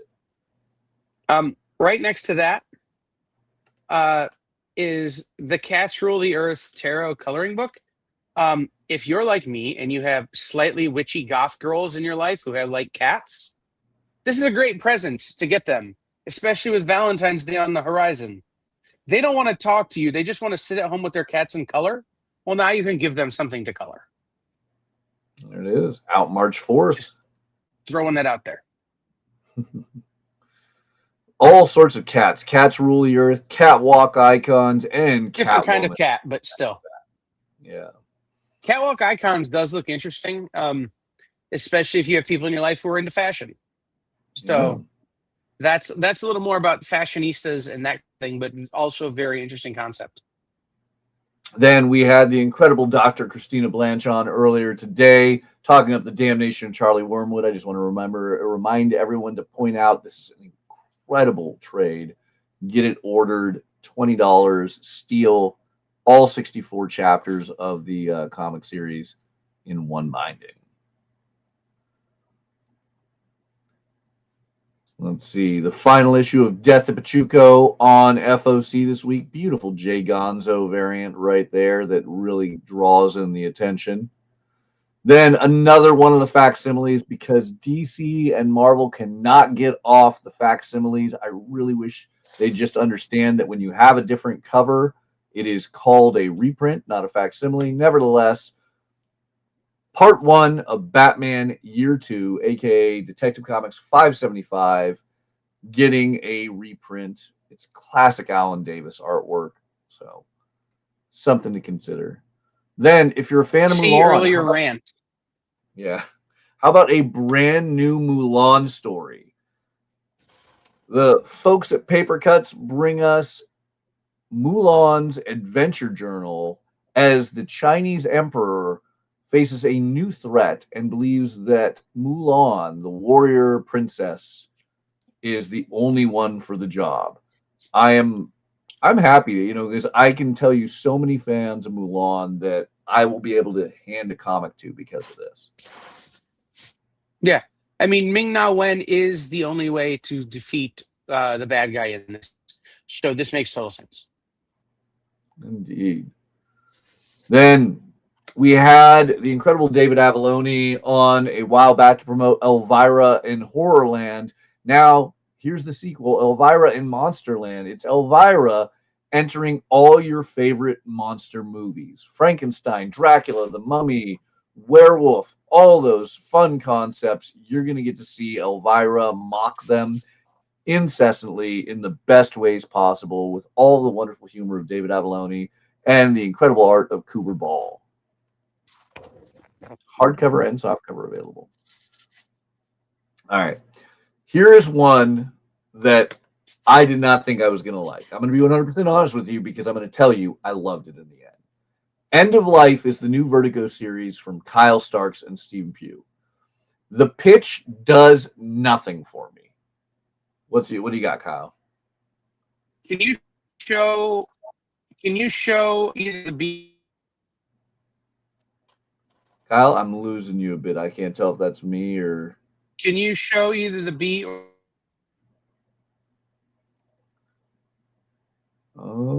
I'm gonna do the B cover. I don't know if you're losing me or I'm losing you. It's a little bit of both. Okay. But Before he gets into this too much, it's not Constantine. it is definitely not John Constantine. Even though it looks like Constantine, and it's a Looks Vertigo nothing book from like DC, it's not. It's a blonde dude with a cigarette and guns. When is Okay, it's a Constantine Vertigo book. done? I'll give you the Vertigo. In that terrible TV show. Oh, there was a Constantine TV show? Yeah, it wasn't good. Ooh, I totally missed that. Okay. Mhm. Yes. All right. So, End of Life, Kyle Stark, Steve Pugh. This solicitation, I'm going to tell you, does nothing for it. I got a chance to read an advanced copy of End of Life. This is an amazing story about the most showboating hitman you can imagine. This is like if Jake Paul was a hitman. You want to hate that guy. Was it Jake Paul, Jake Logan, Paul Logan? I don't remember any of their names. It's, if you just had that over the top heel of humanity existing as a hitman with a group called the Menagerie, all animal themed hitmen. And yet, this is amazing. It is all the humor and darkness that Kyle Starks can boil up in such a brilliant piece. This is going to be my favorite of the upcoming Vertigo books. More so than Nice House by the Sea, more so than any of the other ones I've seen. End of Life, horrible, horrible solicit, amazing book. Please pre-order it and give issue 1 a shot, because this is just the epitome of a horrible human being, the biggest man-child assassin you can imagine, that feels so self-entitled and everything, getting in way over his head. It is laughable, it is dark, it is twisted, it is amazing. If ever my opinion has mattered in this show, give this one a shot. Kyle, resisting it every single inch. Well, again, it's a Vertigo book with a blonde guy smoking a cigarette on the cover. That, to me, is a Constantine book. Being it not a Constantine book means I'm entirely skeptical. Luckily, because again, we're a little bit lucky, Mathias and I, in that we get PDFs of a lot of these things. I'm going to get to read it before I finalize my order. So give me a chance to decide, does this book actually suck or not? All right, we'll come back to Kyle on this next week. But for the rest of you, give it a shot. Reach out to your local comic shop. If you like dark comedy, if you want, like, I mean, there's nothing I can compare this to, is the crazy part. There really is nothing I've read I can compare this to. Nothing I've watched I can compare this to. It is as action packed as John Wick, but it is in no way John Wick. But fun book nevertheless. A lot of great continuing series. Again, you can see the free comic book day books that will be coming out the first Saturday of May. Please take note. You should talk to your comic shop and see how they handle free comic book day, because these are not something you can simply just place an order for unless your comic shop is willing to do that for you. These are a reminder also that your comic shop pays for every one of those books they give out to you on free comic book day each year. So perhaps express your interest to your local comic shop in them, but understand and inquire how they handle free comic books. Right. While a lot of shops, again, won't let you pre-order free comic book day books, if you go, hey, I'm really into Inanna, the name she lost from Vault Comics, that might mean they order it as opposed to not ordering it. Which is something that, again, especially now that free comic book day is at a couple of different distributors, and there's comic giveaway day, which is a terrible name that Penguin Random House is using. Like, it's going to be harder for shops to make sure they get everything. So shops are just going to probably order what they know will work for them. So if you let them know ahead of time, it will make it easier for them to know what will work for them. All right.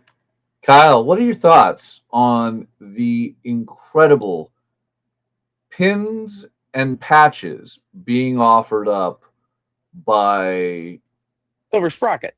Silver Sprocket, Avi Rod's incredible publishing company? Avi Ehrlich. But yes, Go on, Eric. Sorry, I'll be right. It's old Marvel. Yeah, I'm tired. you're good. I made some mistakes anyway. So here's the deal, guys. If you don't know Silver Sprocket, they are as hippie of a comic book company as you can find. I love the gang from Silver Sprocket. We always do something dumb together at Comics Pro, including dancing on tables to customize playlists and all kinds of stuff.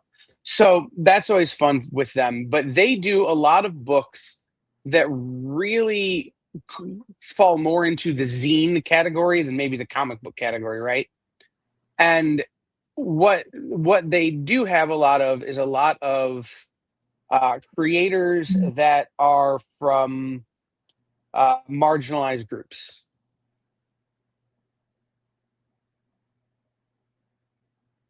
Who are on the spectrum, whatever. And so their feminism book or their feminism pins, if you know anything about the way praying mantises handle mating, this is definitely a statement about the patriarchy. And they're going to make political statements in their books. And I think it's just fun the way they do it, because they do it, again, this isn't super heavy handed. This is a little bit tongue in cheek. They're not going to come at you with a big political statement like maybe somebody else will. They're going to come at you with a very strong political statement that you're going to go, wait, what? Yeah. So I would argue social statement over political statement, but yes.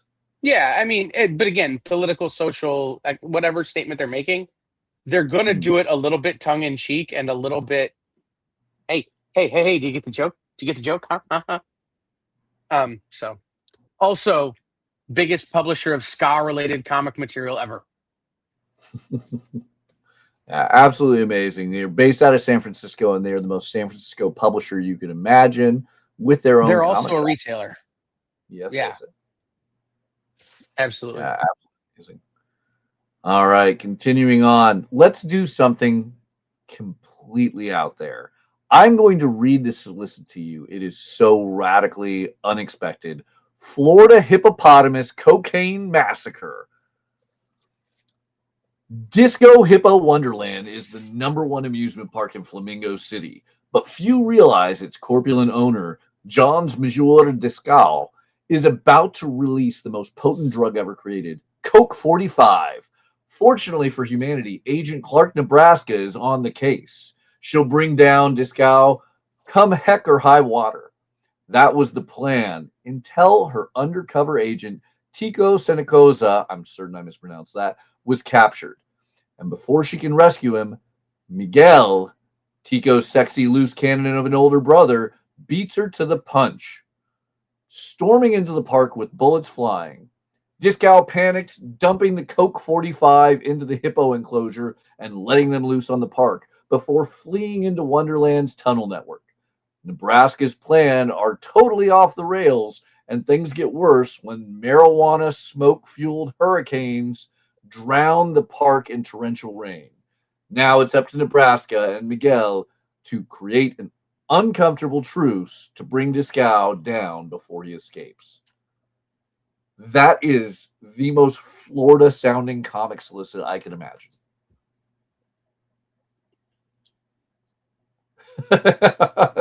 And that is the most Kyle imaginable response I can get out of that. Don't do drugs, kids, especially when you're creating comics. Okay?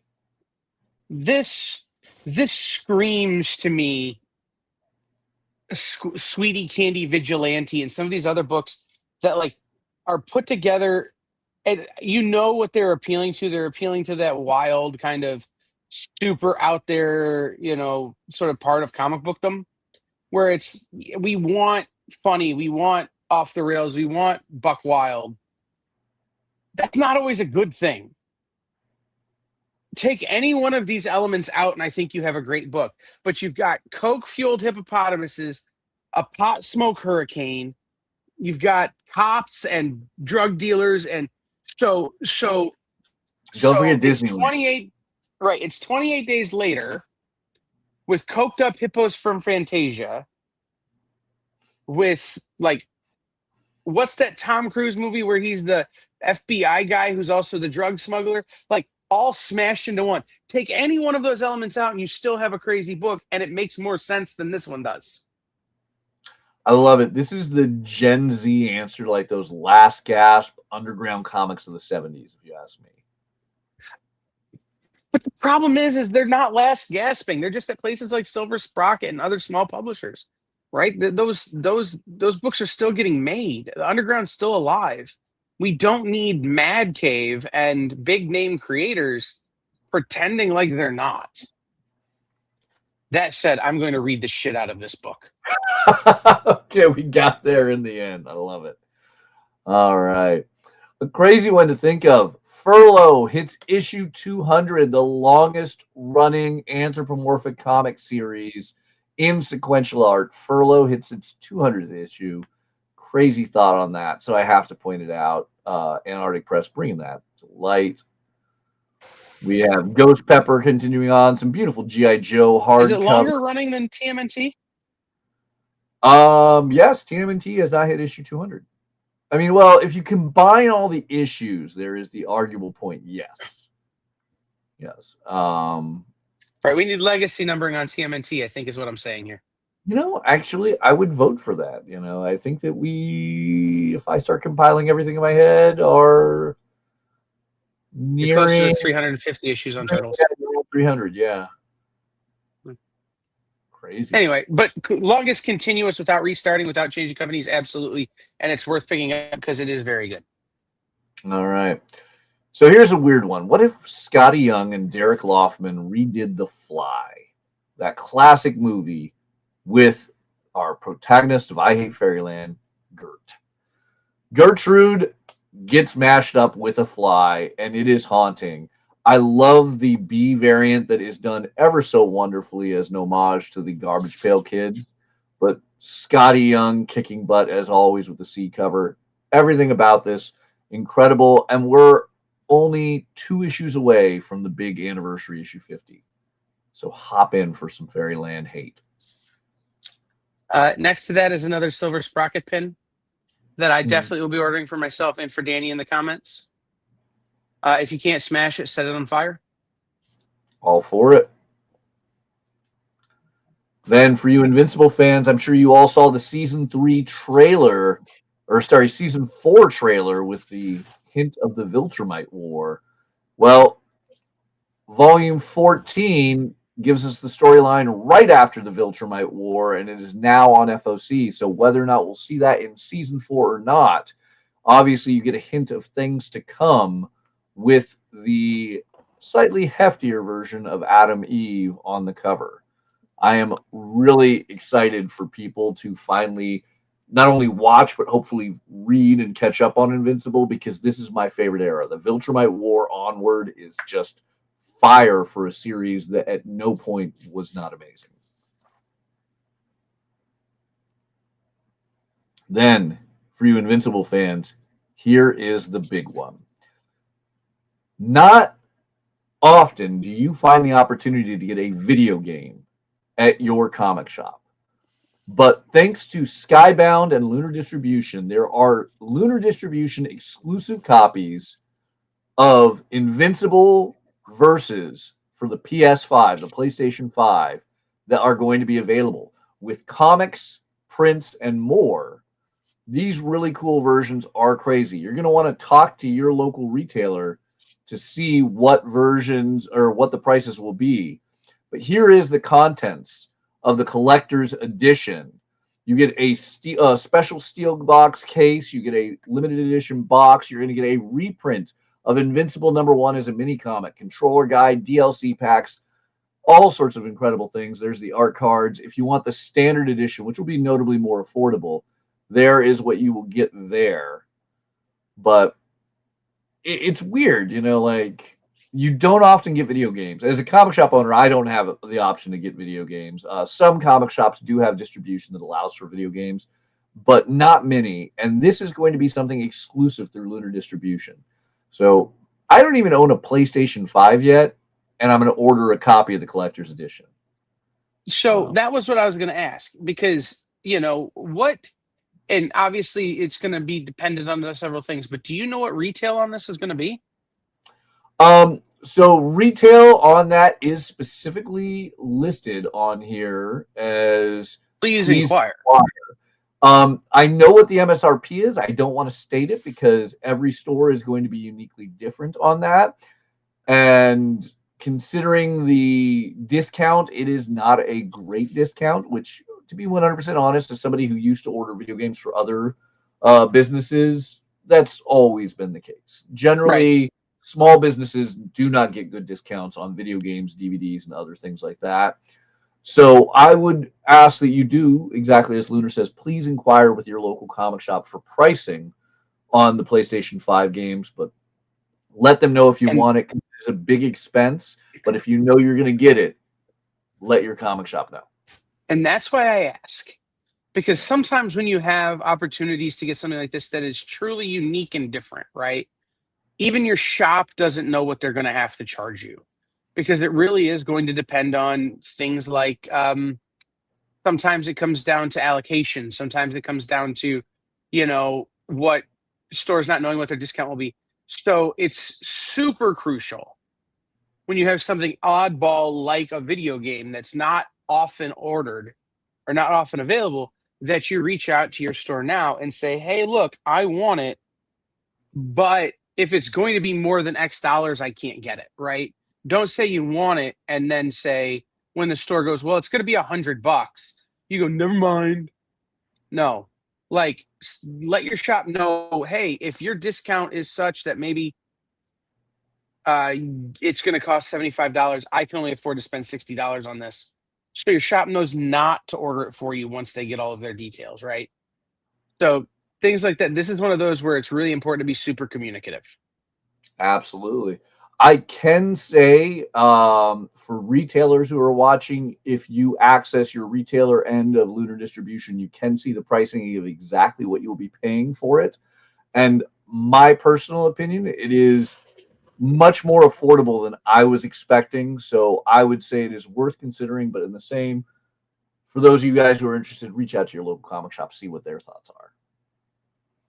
And then Lenore is back with a brand new one shot. It's not Baba Yaga, it's the curse of Bibi Yaga. Bees everywhere, bees. I am always amused by the return of Roman Dirge to anything, and this is just always a great character. Brand new Lenore will constantly hold me, and this is one of a series of one shots we will be getting throughout 2026 with our delightful cast of gothic horror characters. Then we get some great graphic novels of classic Golden Age characters, Mandrake the Magician. Later we will see the Phantom and more. Mark Spears' Monsters continuing to return with issue number 9. Some absolutely amazing covers there. We have Muppets Noir getting a brand new FOC. We talked about it last week, but it is FOCing this week, so you still have a chance to get your orders in and adjust on that.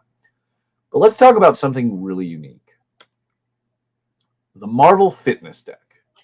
It has been 50 years since this 1976 classic of Marvel's Strength and Fitness book came out, giving us all sorts of interesting exercise routines with classic Marvel characters. Let me see if I can open to something particularly fun.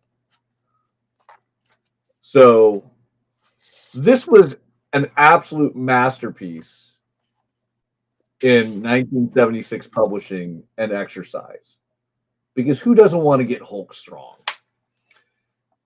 And now, several decades later, 50 years later, that is a crazy thought.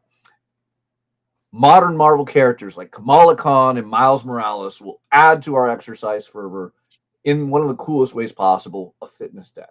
I've been watching these things promoted to me on social media as I try and get back into shape nonstop. And these fitness decks from various social media sources are way too expensive. 40, 50, $80. This is a $20 item that you support your local comic shop with. And I love the fun of not only does it have just general good workouts that don't require a lot of tools, but the idea of a fitness deck where you can mix it up and, randomly pool what exercises you're doing each day to really shock your body. I am not going to be anybody's fitness coach, but that is an ideal way of working out in my mind. So I will finally retire my 50-year-old fitness guide for the fitness deck on this. I'm excited about that.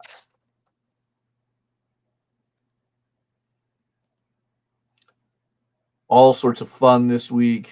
News from the Fallout, finally getting a trade paperback. Chris Condon's awesome book there.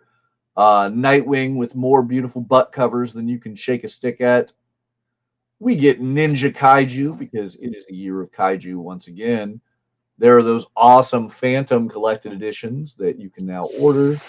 And once again, another delightful pin from Silver Sprocket, because who doesn't want their enemies killed?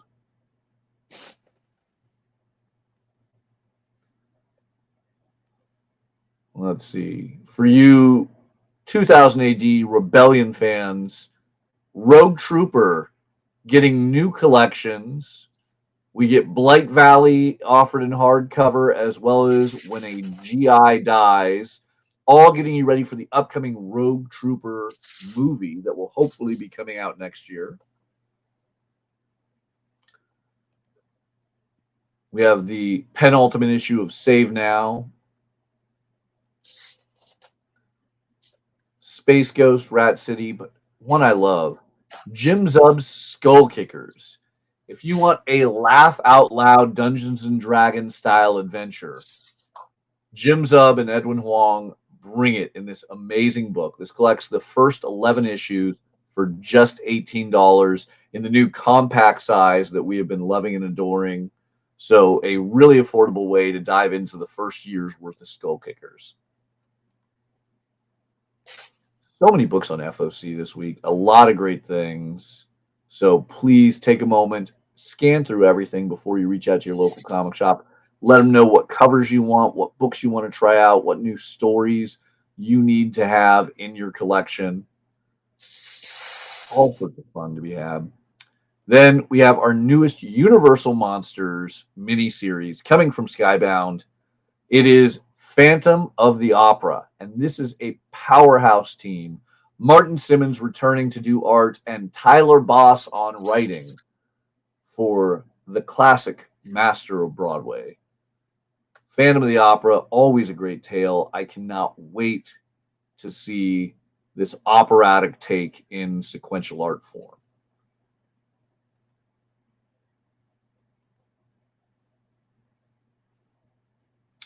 Any thoughts on Us versus Them, the age of indie music, Kyle? I feel that's your type of book. It is my type of book. I was actually just reading this solicitation. The I need more time on this one, to be real honest with you, because I don't think this represents the true age of indie music, but it represents an important era when indie, especially New York indie, got a little more punk because Mike Bloomberg. So, Danny in the comments could definitely comment on it, but the stories here come from people who wrote for Vice and Scion and Pitchfork and Red Bull Music and all of these places that were chronicling the new music scene in New York during the early aughts to early teens. And especially that era where, New York music kind of took on this whole, like, why are you eating your pizza with a fork mentality, I guess, with Bloomberg and then de Blasio.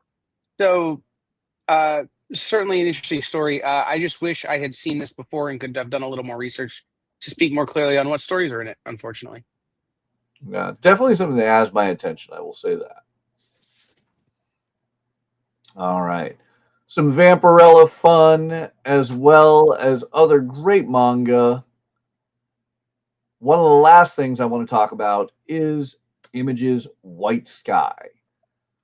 When an apocalyptic event, unlike any I've ever seen described in comic, film, or television, happens, the world goes white.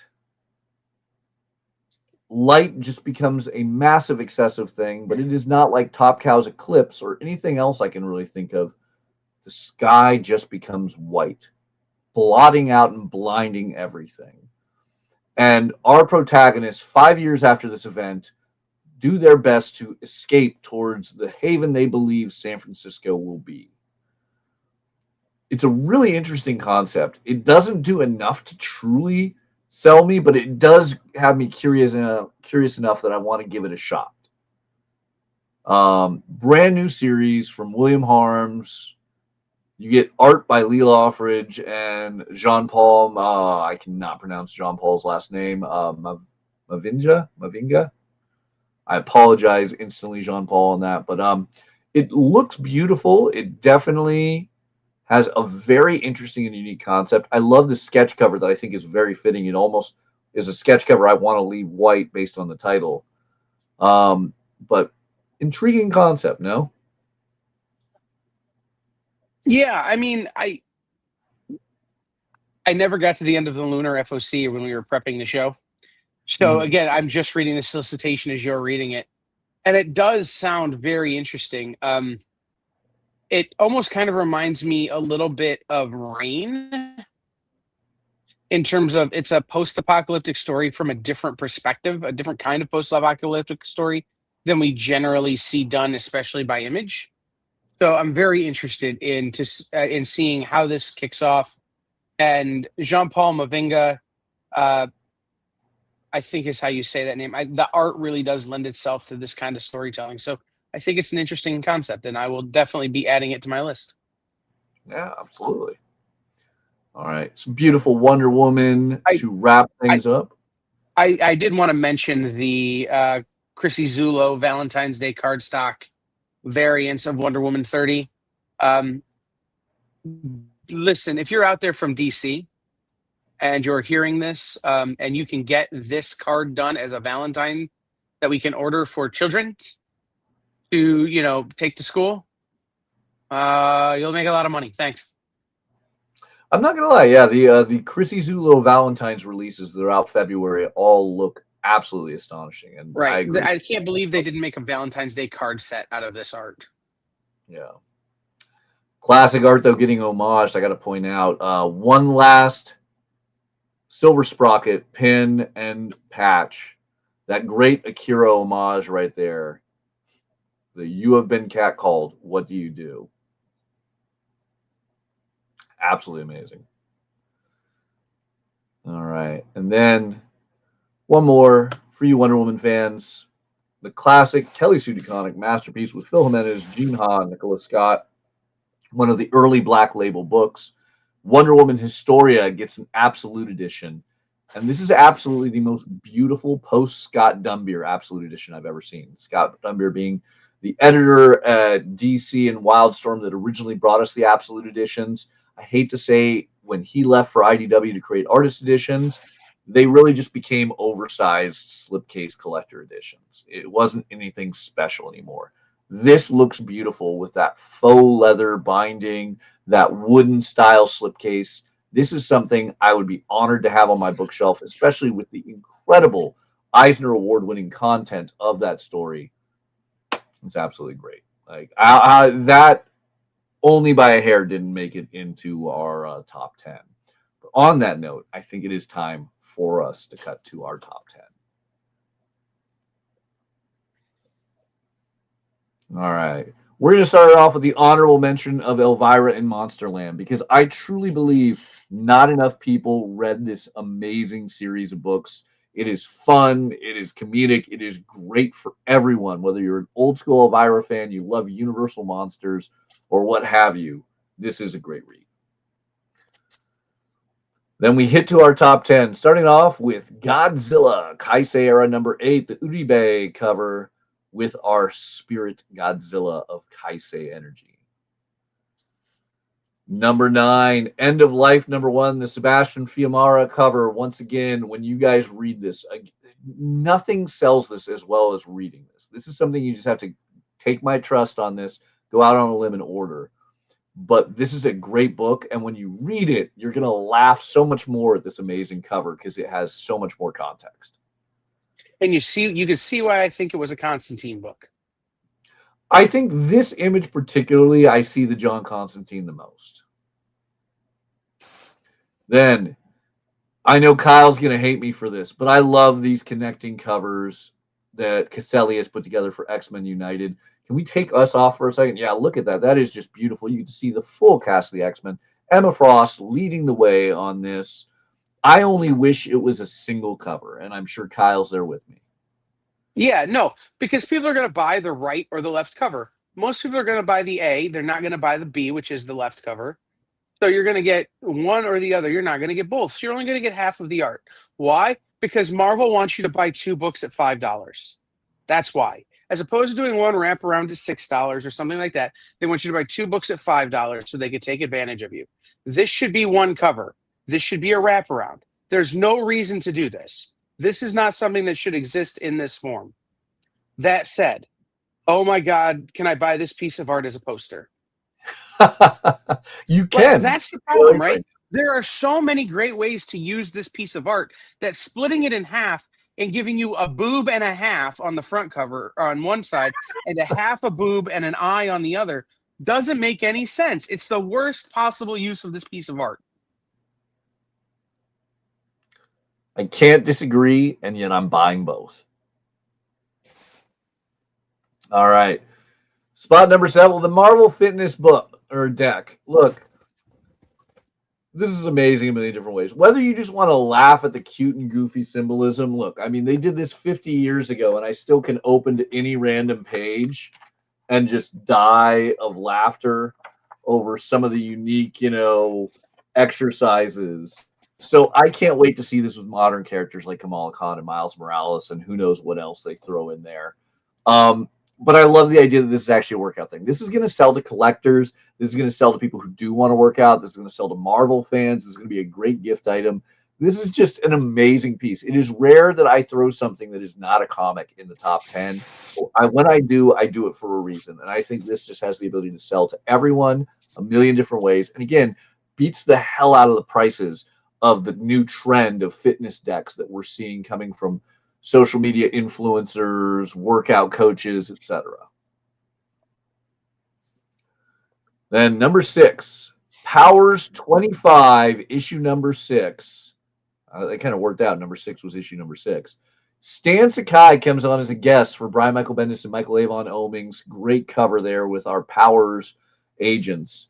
And I love that you get the death of Usagi Yojimbo there.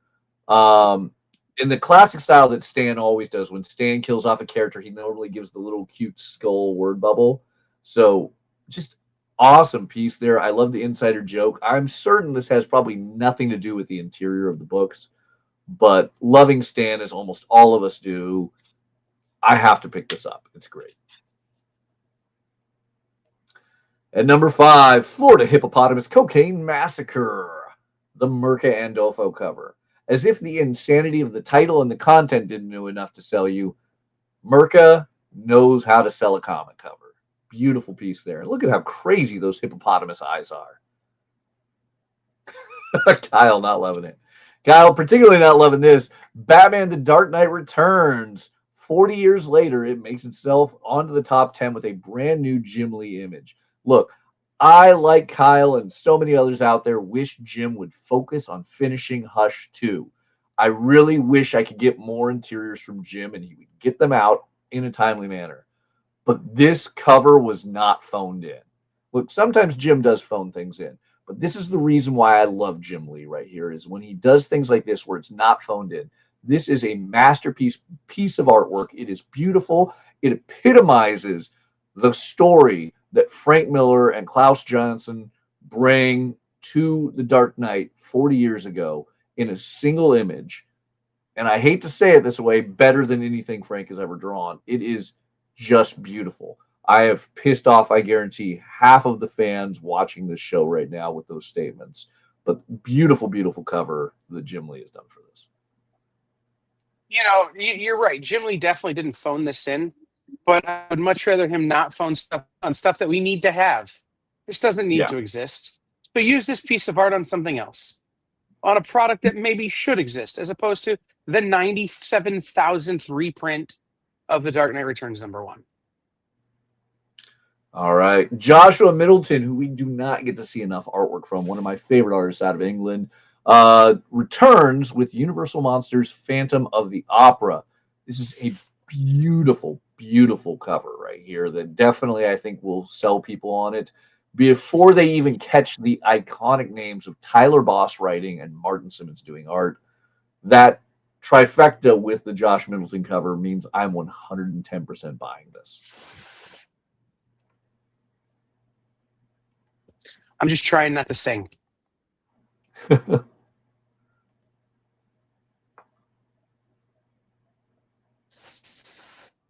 All right. Invincible versus the PS5 Collector's Edition bundle exclusive through Lunar Distribution. Look, whether you're a video game fan or just a hardcore Invincible collector, this is going to be a must-have. It will have an exclusive reprint of Invincible #1. And for anybody who's ever gotten one of those rare mini comics in a DVD or video game, you know that the aftermarket value on those years later skyrockets. Invincible is one of the hottest things out right now. That season 4 trailer was unbelievable. And if you thought that was hot, wait till you see it, because the Viltrumite War is one of the grandest moments in modern indie comics. Now you can get this super hot item. You can have your own war of the Viltrumites, battle it out as Mark, as Omni-Man, or any of the characters from Invincible, and get all these other limited edition cool items. Video game fans are going to have to go to comic shops to get this, which means that they're not going to get it in the quantity they want. Be smart, talk to your local comic shop, see what they're going to price it at, and pre-order it, because you could probably flip this for a fortune, but if you're just adding it to your collection, you will not regret it. Finally, it always ends up here. I really try to fight this from being #1, but it earns its spot every time it ends up there. Absolute Batman in the #1 spot again with Absolute Batman #17, that beautiful Nick Dragotta cover featuring our brand new first appearance of the Absolute Poison Ivy. I mean, what's not to say about this? Like, Dr. Christie brought it up at the beginning. Absolute Batman, that just, it doesn't stop selling. This is a masterpiece. I'm going to order more of this than any Absolute title I have ordered to date, including any issue individually of Absolute Batman. And I guarantee you, I am still going to regret that I didn't order more when I sell out. Yeah, there's no reason this shouldn't be #1 every week. No. So even on weeks it doesn't come out. Oh yeah. Like, it should be #1 on weeks it doesn't come out. Like, that's how big this book is right now. And so there's and when you talk about Absolute Poison Ivy, like, Absolute Joker was crazy, but it's still the Joker. This is Poison Ivy. Right? Like, this is a whole other level of connection to Batman. So I think this is going to play better than that one ever did. Yeah. I can't tell you the amount of customers I personally have that are ordering multiple copies of this. And even customers I would never expect. I only want the A cover. I just want a reader copy, but I want 3 copies of the A cover this time. Like, I love it. It's exciting to see that collector mentality come in with also the same people who are not purely collecting. They're all reading this. Even the most hardcore CGC, I'm going to slab my book, never having been touched, is buying a copy to read. Absolute Batman. I cannot thank Scott Snyder and Nick Dragotta enough for making this series that sells to everyone. It drags people who've never bought a comic into the comic shop. It drags the flippers and the speculators in to buy multiple copies. It drives the readers insane getting all of this and talking it up like it is the hottest water cooler comic to discuss ever. Absolute Batman just hits every way that it can. All-star book. Absolutely amazing. My store manager is going to yell at me because I constantly say Absolute Wonder Woman is better, but I can't deny it. Absolute Batman is on fire. There are at least 2 Absolute books that are better, but none of them sell better. Yeah. All right. We have officially ran over, and Kyle needs some rest. So what is on the EXP later Kyle's today? just no, Kyle doesn't need rest. Kyle's just tired of being angry at Marvel. It's a very long show when I spend the whole time angry at Marvel. So what's coming up on the EXP? There's a ton of great stuff. Tonight at 7, Nick has the original art show. He has at least 2, I think 3, maybe even 4 published covers available, including a Will Conrad Conan where he has like 37 abs. And Dale Eagles from Shazam, I believe. Super cool. And then Nancy will have her show, Nancy McCann from Comics Unlimited, tonight at 9. We'll have her show. It'll be vintage and requests, obviously. That's what she always does, and it's always a good time. I bought so much from her last week. Anyway, then listen, if you're in the world right now, there is a ton of really, really cold weather happening to most of us. Mathias isn't in the real world. He's in California, where cold weather is still the 60s, whereas here it's -7 right now. So I am going to be doing a bunch of live streaming this weekend here on the Experience, just so you guys have something to watch while it's cold out, if you're not watching like the Lord of the Rings extended cut because you can't leave your house. So I will be doing a bunch of live streaming here with some guests, but I will be back Sunday night with a live sale. The Producers Live Sale. I have to find a co-host for it, but I have 3 boxes that I've brought in, plus more boxes in the car that I could bring in, of vintage back issues that will be $2. So we'll be doing a $2 sale plus some really cool keys here over the course of the weekend. And then Monday, we just got a text from Rex. He may have to do the Comic Collectibles show on Monday from his house. That's how cold it's supposed to get in New Jersey. So just be prepared. Rex will be here Monday. Then Monday at 11 o'clock Eastern, we'll have Best Coast Comics with Big B and Bronze. I know they were going to do a live sale last week. They may have moved that to this week. I haven't heard. Tuesday, we will have Comic Industry Insiders Live, Writer versus Artists, Minute to Skim It with Miss Jen, tomorrow's Comics Tuesday with Miss Jen, and Kicking It with Henri. Then on Wednesday, hopefully, well, we'll definitely have Comic Collectibles with Rex, but hopefully we'll be debuting a brand new show, at least new here on The Experience, Wednesday evening, that I'm very excited about, but I've got to confirm that today as well. So lots of stuff happening. Lots of stuff happening. So we will we'll just keep our eyes on the sky and see what the weather's doing. And if, depending on the weather, we will be live. So we'll see everybody around this weekend. I love it. All right. Remember, get your orders to your local comic shop ASAP for this Monday, January 26th. And we'll be back next week with even more books on Final Order Cutoff.